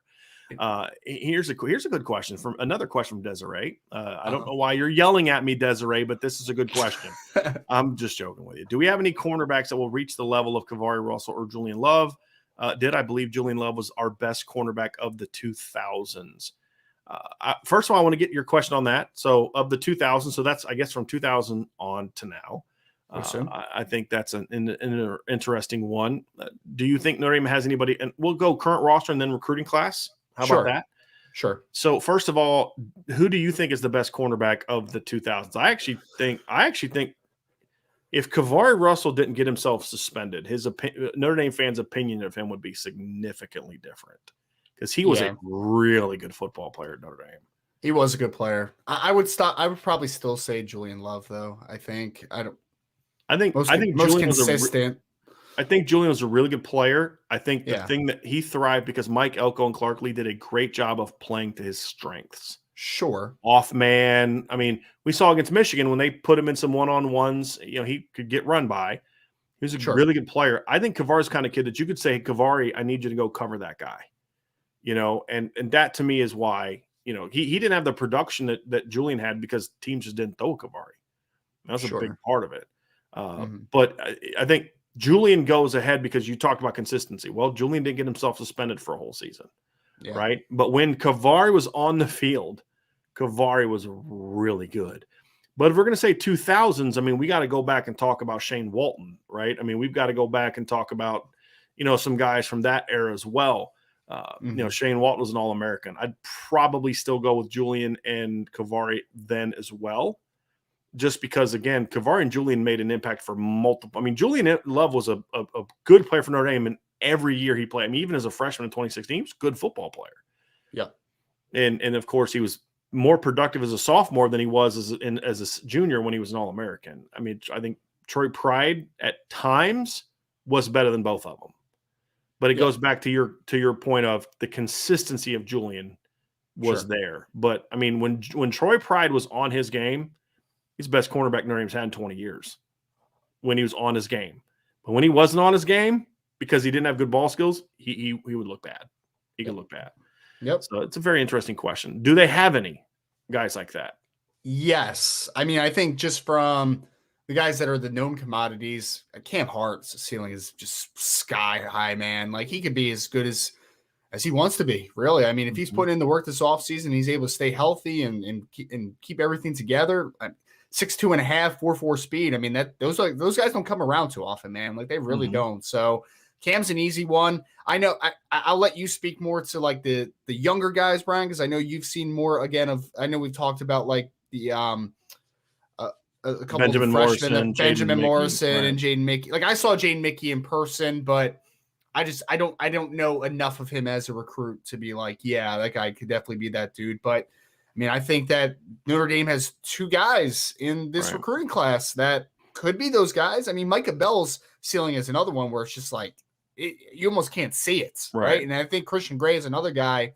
I mean, he's just going to be a really consistently good player, So it's a conversation. And that's what I think Julian Love was.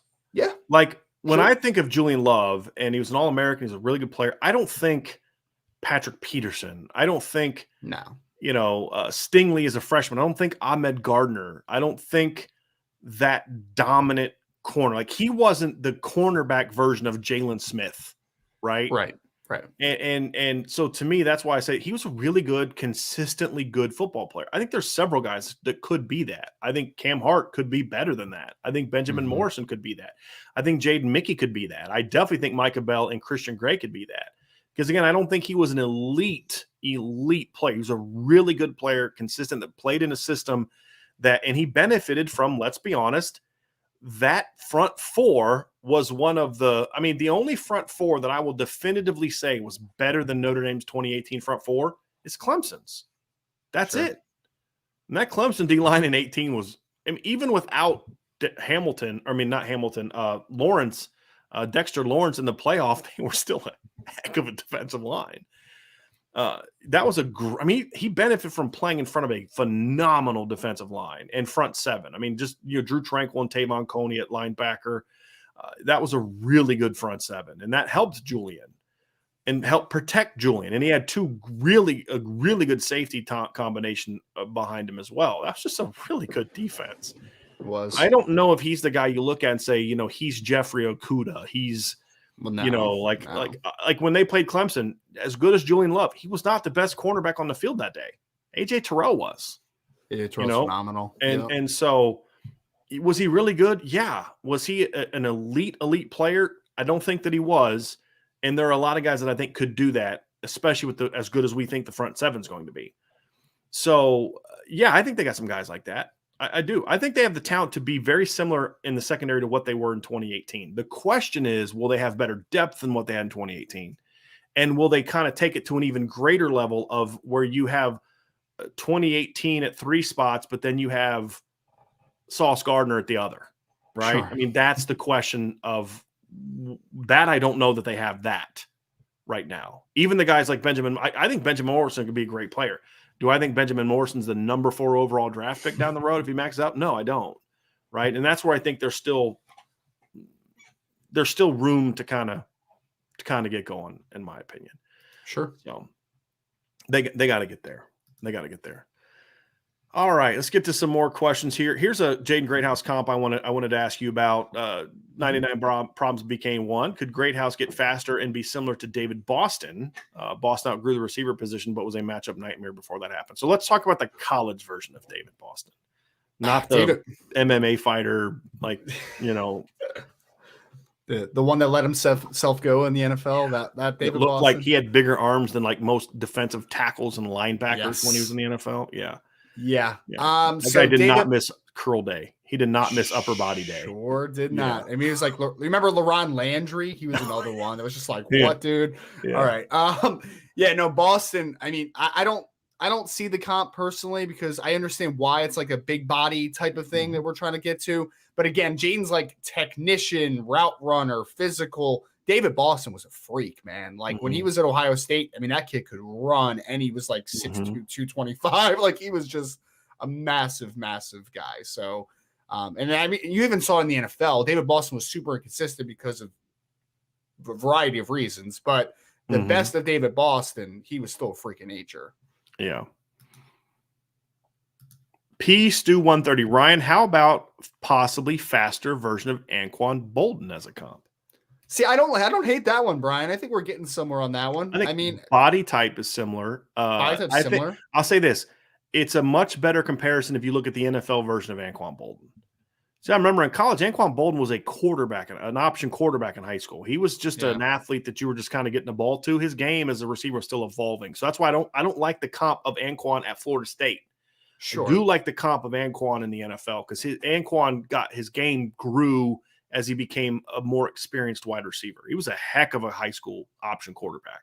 I'm sure. Not surprised by that at all. I mean, so Anquan, the best of Anquan Bolden, he wasn't really a contested catch guy, though. He was an after catch monster. He was the volume guy. Yeah, right. He would just break a ton of tackles. He would be your modern big slot today, man. Like he would just So I do like the comparison for the fact that body type, and also I think that how Jaden Greathouse wins as a yak guy is similar to how Anquan Bolden won as a yak guy, if that makes sense. Yeah. Good questions, everybody. Let's see here. 99 Problems also asked this one, Ryan. If Notre Dame can close on Hannafin, finish this phrase, this is the best Notre Dame receiver haul since. It's the best Notre Dame receiver haul since. Did Michael Floyd have a couple guys with him that year? Not like this. I mean, it was Deion Walker was the top 100 guy, but then your next guy was John Goodman. Okay, so I'll go here. The haul the year before was probably better one too. You had Golden Tate and Duval Kamara the year before that. All right, I'll go here then. This is the best Notre Dame wide receiver haul since Ryan Roberts was born. Okay, we'll go there. I still like the 2016 class a lot too. If we're just looking at what they were as high school players, Javon McKinley. If you think that Jaden Greathouse's numbers are good, go look at Javon McKinley's junior numbers. I saw him. Dude had over 50 catches and 1,000 yards and 14 touchdowns in the playoffs. I know. In LA. I mean, again, he's playing De La Salle, St. John Bosco. Javon McKinley was a stud. You also had Chase Claypool in that class. You also had Kevin Stefferson in that class. Oh, what could have been. And I believe that was also the year they had Jalen Guyton, who's now in the National Football League. Yeah. And then in 15 it was Boykin, Equinemi St. Brown, CJ Sanders. I think Guyton might have actually been in that class. I think Chase Claypool's class might have actually only been those three. So let me just look at this real quick just to make sure that I'm sure. So in 2016, because Guyton, I get confused, like what year he was, if he was 15 or 16. So, yeah, it was Javon McKinley, Chase Claypool, and Kevin Stefferson was that trio. That was a heck of a receiver class. Chase Claypool had his – I mean, if we're talking about adding guys to a class, Chase Claypool would have the highest ceiling of anyone that we're talking about, right? Like, I would love to have seen Chase Claypool play 4 years under Chancey Stuckey and Marcus Freeman and Tommy Rees. His highlight tape coming out of Canada was one of the craziest things I've ever seen. He was playing single high free safety and returning punts, and it was silly. Yeah. It was just silly stuff. He was a freak. Javon McKinley was an even more productive version of Jaden Greathouse through his junior year. I mean, that's insane, right? I mean, look, Jaden Greathouse is a great player, and a lot of times, we have this thing where we kind of look at guys for what they became, and we forget how good the guy was at that particular time, which is why we, just don't automatically assume. But let's look at Javon McKinley's numbers. All right. As a junior in high school, Javon McKinley had 91 catches for 1,906 yards and 20 touchdowns. And by the way, He took a kickoff back 95 yards for a touchdown against De La Salle in the championship game, right? Like, this is what Javon McKinley did as a junior in high school in the playoffs. Against Norco, 5 catches, 116 yards, 2 touchdowns. Against Gardena Serra, who had like 3 Division I, it's like basically the California version of Denton Geyer. He had 14 catches for 240 yards and 4 touchdowns. Against Mater Dei, 6 catches for 187 yards and a touchdown. Against Bishop Amat, this is 4 rounds deep into the playoffs. 11 catches, 282 yards, 3 touchdowns. Against St. John Bosco, yes, that St. John Bosco, 13 catches, 151 yards, and a touchdown. And I think they don't have the De La Salle numbers in here, but I think he was at like 6 for about like 100, and then he had a 90-something yard touchdown return for a kickoff. I mean, that guy was ridiculous. He was ridiculous. And he had 2 kick return touchdowns in the playoffs. Right. So, I mean, again, a lot of this is about these guys Javon had an injury early in his career, a leg injury in his career, which sapped him of some explosiveness. He wasn't always the hardest worker. I think that's one difference between him and Jaden Greathouse. He wasn't coached incredibly well. So there's factors that always go into this. But if we're just talking about where they were as high school players, the 15 class that had Equanimity St. Brown, Miles Boykin, Jalen Guyton, and CJ Sanders, who is the most dynamic return guy Notre Dame has had since Allen Rossum, to be honest, and he was your 4th guy. Jalen Guyton's in the NFL. He didn't pan out. He was Kyler Murray's dude. His high school numbers were also pretty insane. Equanimity St. Brown was a pretty good football player, and Miles Boykin was a pretty good football player. I would put this class ahead of that one. I think the 16 one might have been a little bit closer. No, but look, Jalen Guyton in his last year at high school at Allen, state champion with Kyler Murray, 74 catches for 1,605 yards and 16 touchdowns. He was not a bum, right? And I graded him as a 4-star player, and he's starting in the NFL right now for the Chargers, or at least he's playing a bunch. I don't know if he's starting, but he plays a bunch. He plays a role. Yep. So, those 2 classes were pretty good, and it's another example of why I've said Notre Dame has wasted so much. Think about that. In a 2-year span, Notre Dame signed Chase Claypool, Javon McKinley, Equanimity St. Brown, Miles Boykin, Jalen Guyton, Kevin Stefferson, and CJ Sanders at wide receiver in 2 years, and it can never develop a great pass attack. Notre Dame has wasted so much freaking talent under Brian Kelly. It's not even funny at this point in time. Like, I'm literally not laughing. It's just ticks me off. Think about all that talent at receiver, Ryan. You're talking about a bunch of 4.4 guys, and most of them are 4.4 at 6'4 plus. EQ ran a 4.4. Miles ran a 4.4. Chase ran a 4.4. CJ Sanders ran a 4.4. Kevin Stefferson would have ran a 4.4 if he wasn't an idiot. I mean, he was a great athlete.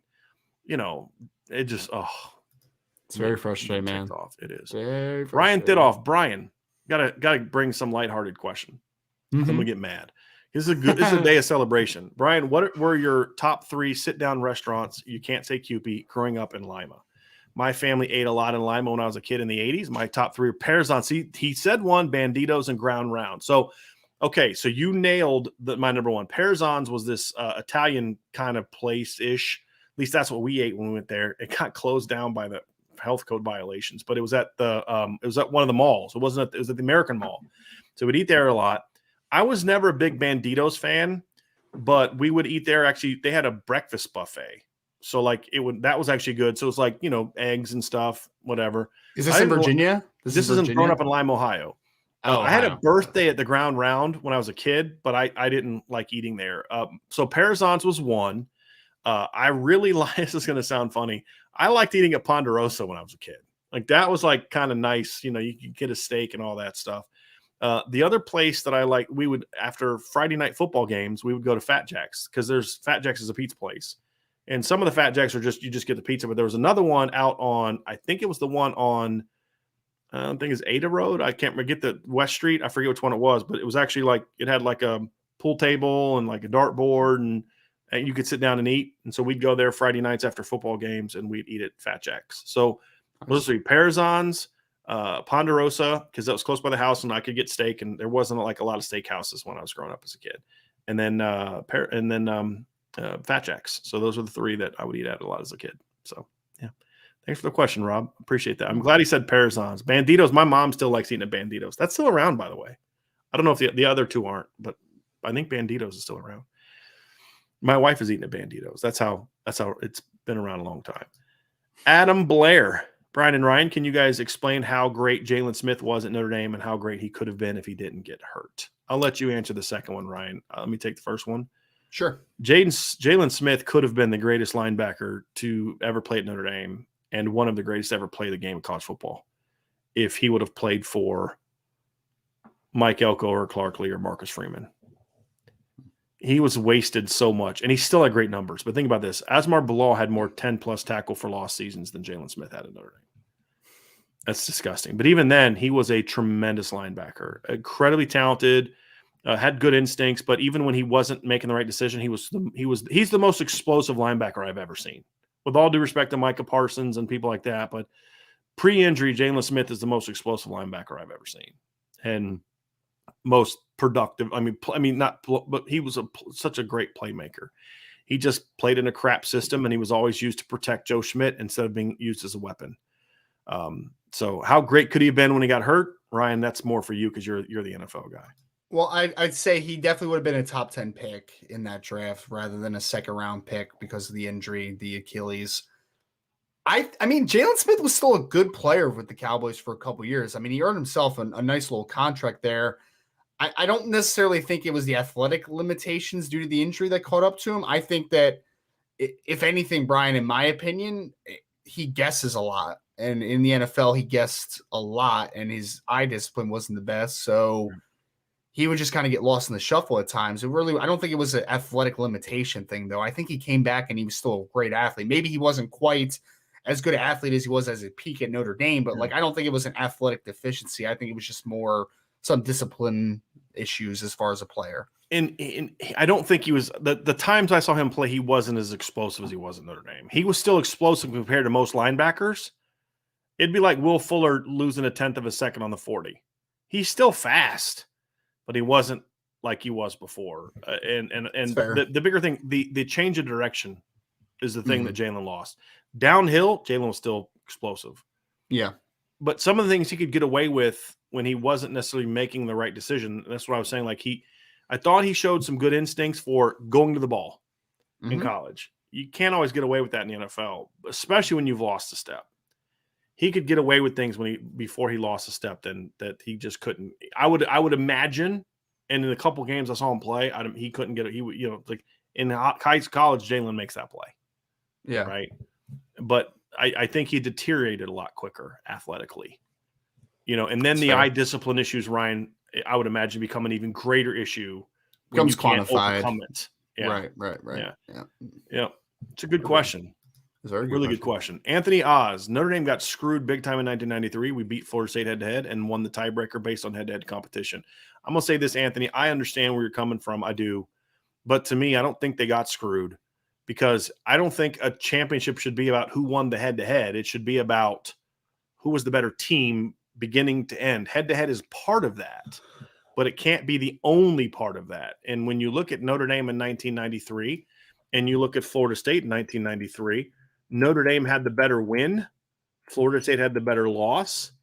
And the reality is Notre Dame didn't get screwed because Notre Dame, after beating Florida State, was in control of their own destiny, and they couldn't get it done. I mean, if we're going to be honest, Florida State that year beat number 17 Clemson 57-0. They beat number 13 North Carolina 33-7. They beat number 3 Miami 28-10. They beat number 15 Virginia 40-14. They beat number 7 Florida 33-21. And then in the bowl game, beat number 2 Nebraska 18-16. Notre Dame that year beat number 3 Michigan 27-23, and they beat number 1 Florida State and number 7 Texas A&M. That's it. Florida State, simply put, had a better resume than Notre Dame did that year. If I'm being honest, if the roles were reversed and Notre Dame beat like 6 ranked teams and Florida State beat 3, we'd be crying about that part of it. But we don't talk about that as much. Yes, they had the head-to-head, and that should matter.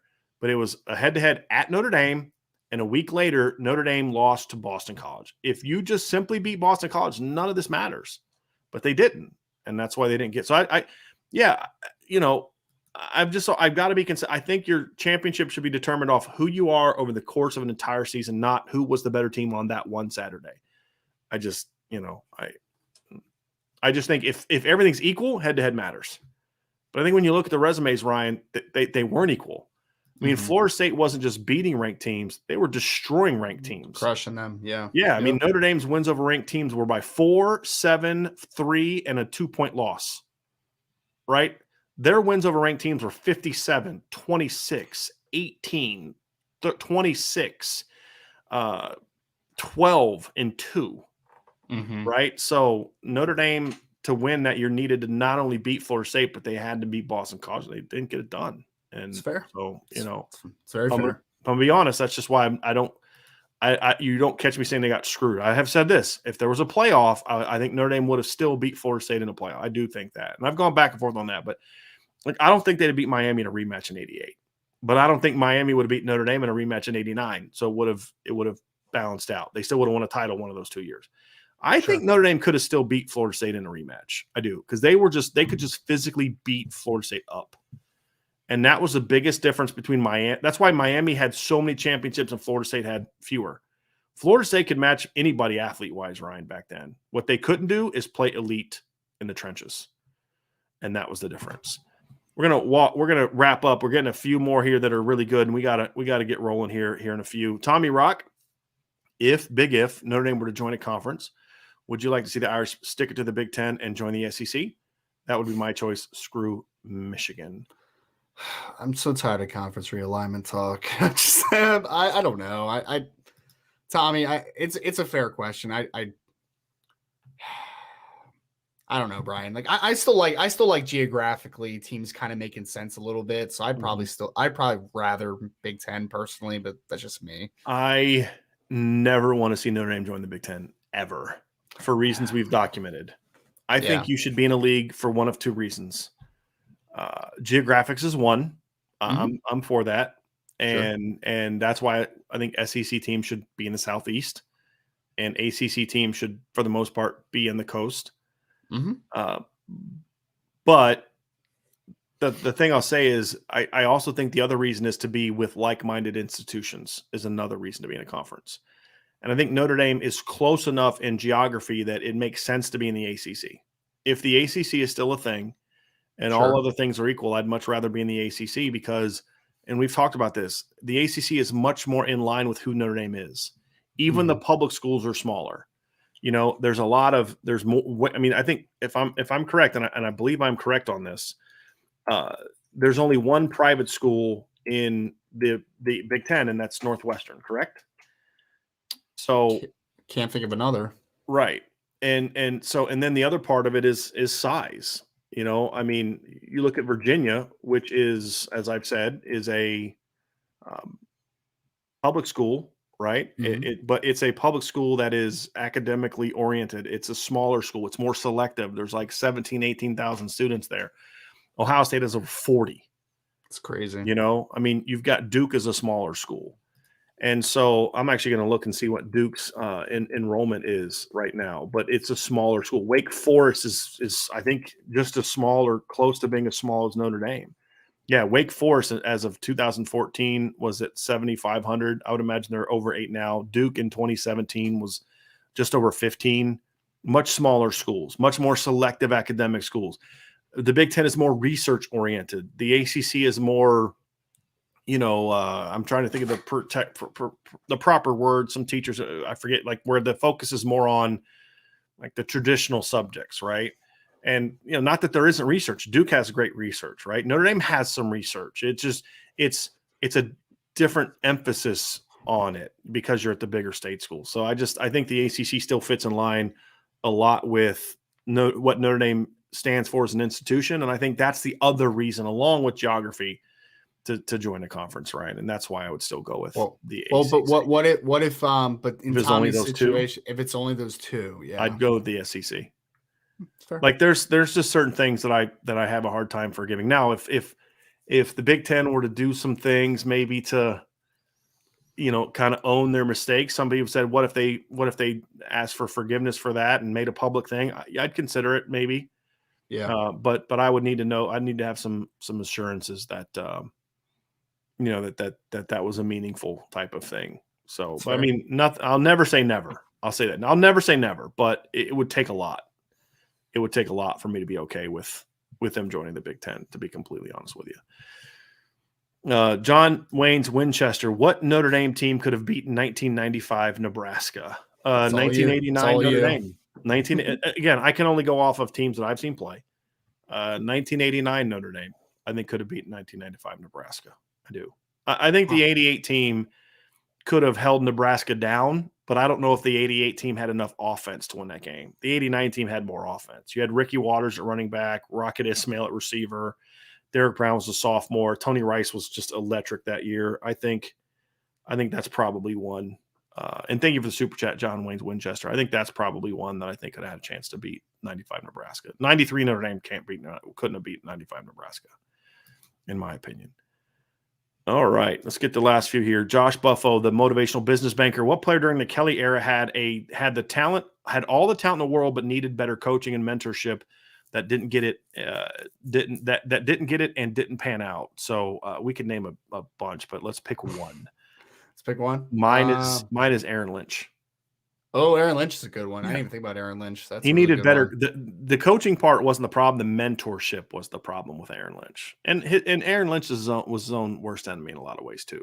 This is I don't put that all on Notre Dame, but when I think of that, because again, all the talent in the world, not just could have been a good player, but all the talent in the world, that's one for me.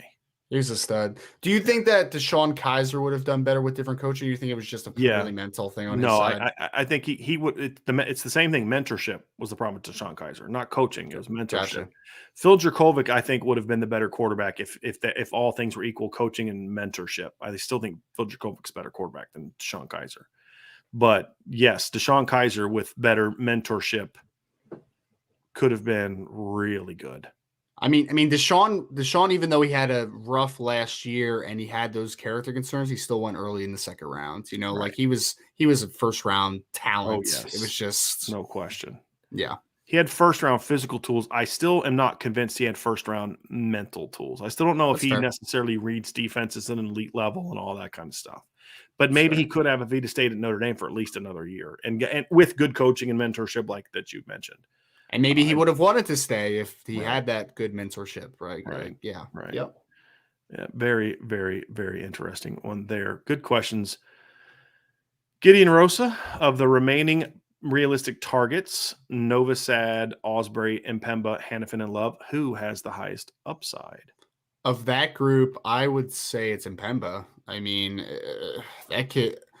I think Mpemba is eventually going to be a defensive end. I think he's going to be a Viper type, and I think that he has all the talent in the world. I mean, that kid could be 6'3.5", 6'4", 250 pounds, and still be incredibly explosive and incredibly bendy. But on that list though, Hannafin has high upside. I think Love has high upside, but I'd probably defer to Mpemba. I think he does have incredible upside. Who would be your number two? It would either be Jeremiah Love or Ronan Hannafin. Be a tough conversation for me. I'd go Hannafin too. Just because, for a number of reasons. I think it's close. If we're just talking pure upside, I'd probably have Love over Osbury because I love Osbury as a player. I love that as a player. I mean, but I'm not going to sit there and be like he's going to be the next Luke Kuechly. He's 6'1", 205, 210 pounds. You know what I mean? Yeah. It's the floor of Jaden Osbury that gets you excited. Yeah. Oh yeah, and just the leadership and the attitude and playmaking. But like he's that kind of guy. He's got the feel of a team captain eventually. You know who he is? He's Nakobe Dean, like different type of player, but like Nakobe Dean was the best linebacker Georgia had last year, and I don't think it was close. Agree. But he was like third or fourth of all the guys drafted, and I know there's some medical stuff there, but like it's just small, blah blah blah blah blah. But man, when you pop on the college film, and that's the best linebacker they had, right? And that's kind of how I feel about Jaden Osbury. He may not be a future top 10 NFL draft pick. I don't care where he goes. But you're going to look at him in his career and be like, man, that guy was a heck of a college football player. Agree. And that's what I love about him. And like you said, the intangibles with him are through the roof.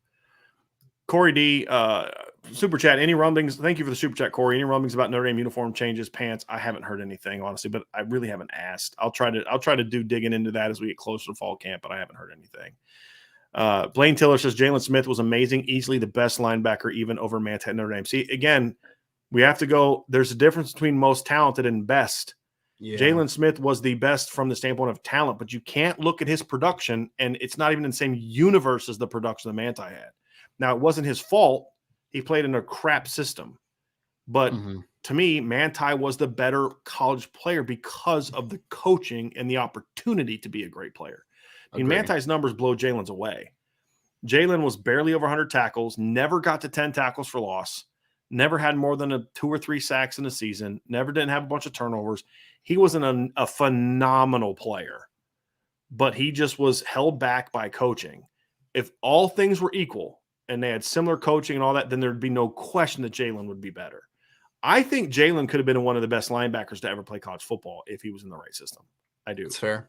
Like if Jalen would have gone to Alabama instead of Notre Dame, I mean, oh my goodness.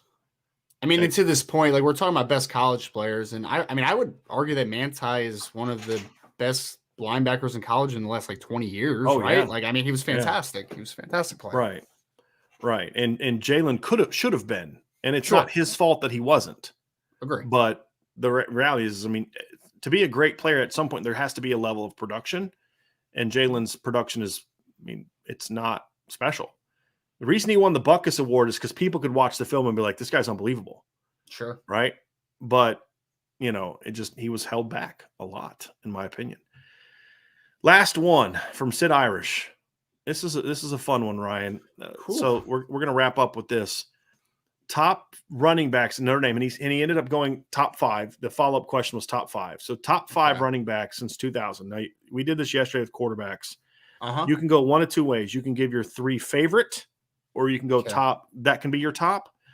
Or you can go top in regards to who are the best. Okay. I'll try to hit the best. Best since 2000, Julius Jones, Josh Adams.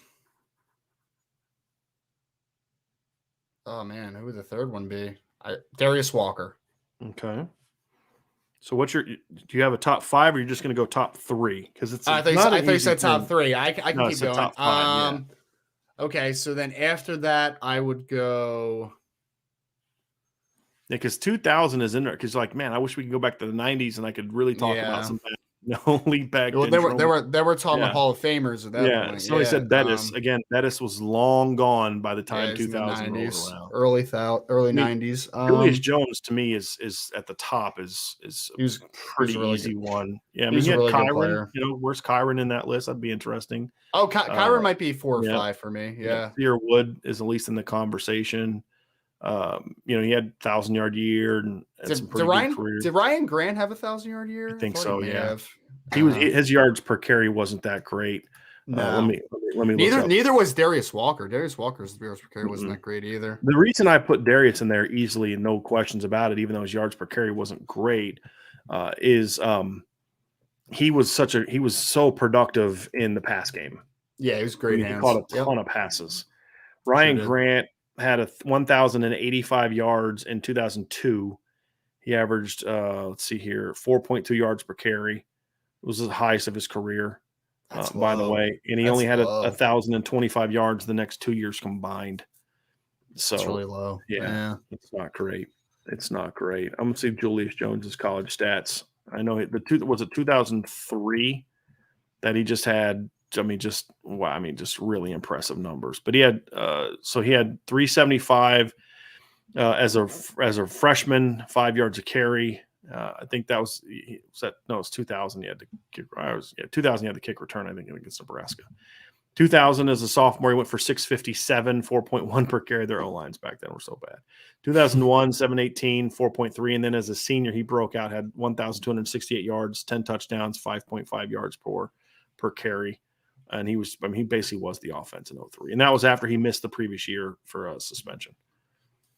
So he also had 1,600 yards in his career it was 2000 that he had the kick return. But he had over 2,000 yards in his career in return yardage, over 1,600 in kick returns and over 400 in punt returns.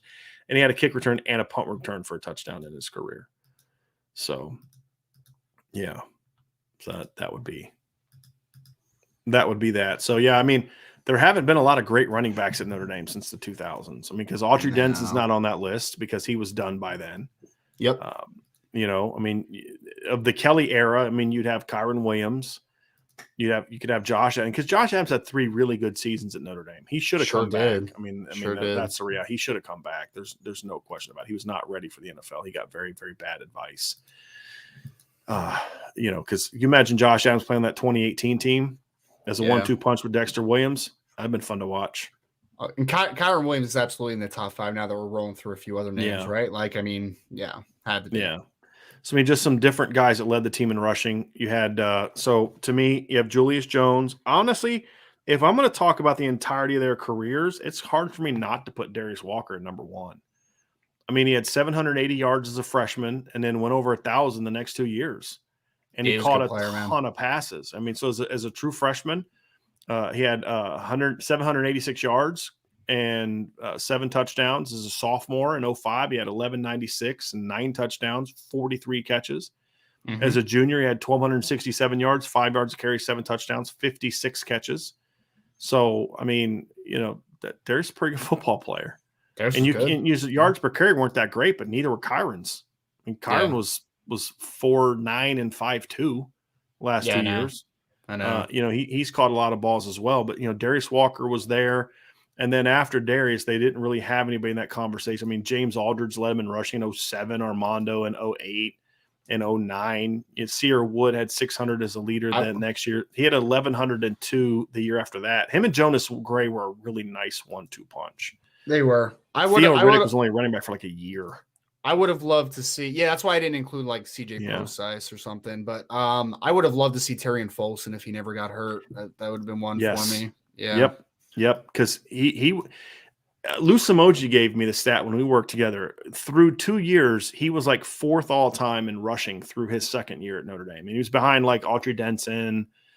He was behind like I think like Vegas Ferguson and like I think Alan Pinkett. I think were the only 3 that had more yards through his first 2 years than than Torian Folson had. I remember his freshman year, man. He had some shake to him in the open field. I was like, "Woo, all right." Even the run he got hurt on, he had a really nice one cut. He was a stretch. I think it was a stretch play left. He burst vertically, and it was like just a really nice cut. But he was a kid that could not afford to lose a step. Yes, that's the problem. Yep. So I'd go Darius Walker 1. I'd go Julius Jones 2. I'd go Josh Adams 3 because I actually think Josh Adams' best year was his freshman year. That's when he was at his best. Great. Yeah. Not his most productive year, but he was really good as a freshman.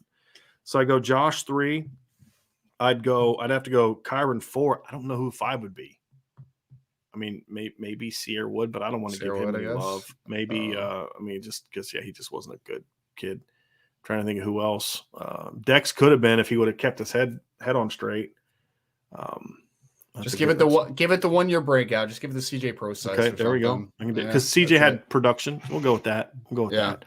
So there you go, guys. Everybody, let's kick the petty Clemson person out of here. Some people, man, I tell you what, just no common sense whatsoever. So anyway, Ryan, that's going to do it, man, for our 2-in-1 show. So 3.5 hours deep. So that was really good stuff, everybody. Hey, as we get out of here, I lost Matt's. Here we go. Mesa K. Here we go. Join the message board, everybody. Hit the subscribe button. Hit the notification bell. Share this podcast. Leave a 5-star review.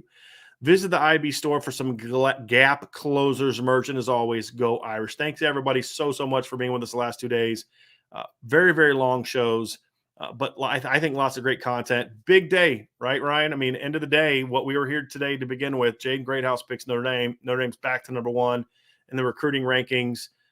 Really, really big time pickup for the Irish and a much needed player. Thanks to Jaden Greathouse for joining the show and being with us today. But we'll probably be back tomorrow. I'm not 100% certain if we're going to have the RTCF show tomorrow. We'll have to see on that one. But that's why you need to hit that notification bell. And then, of course, you can follow me on Twitter at CoachD178. You can follow Ryan at RiseN, as in Nancy Draft. I can follow him there. And, of course, the best way to do it is just be on the message board. Sign up at boards.irishbreakdown.com. So have a great day, everybody. Thank you again for all your support. We love all y'all. Have a great day. Thank you for listening to the Irish Breakdown Podcast.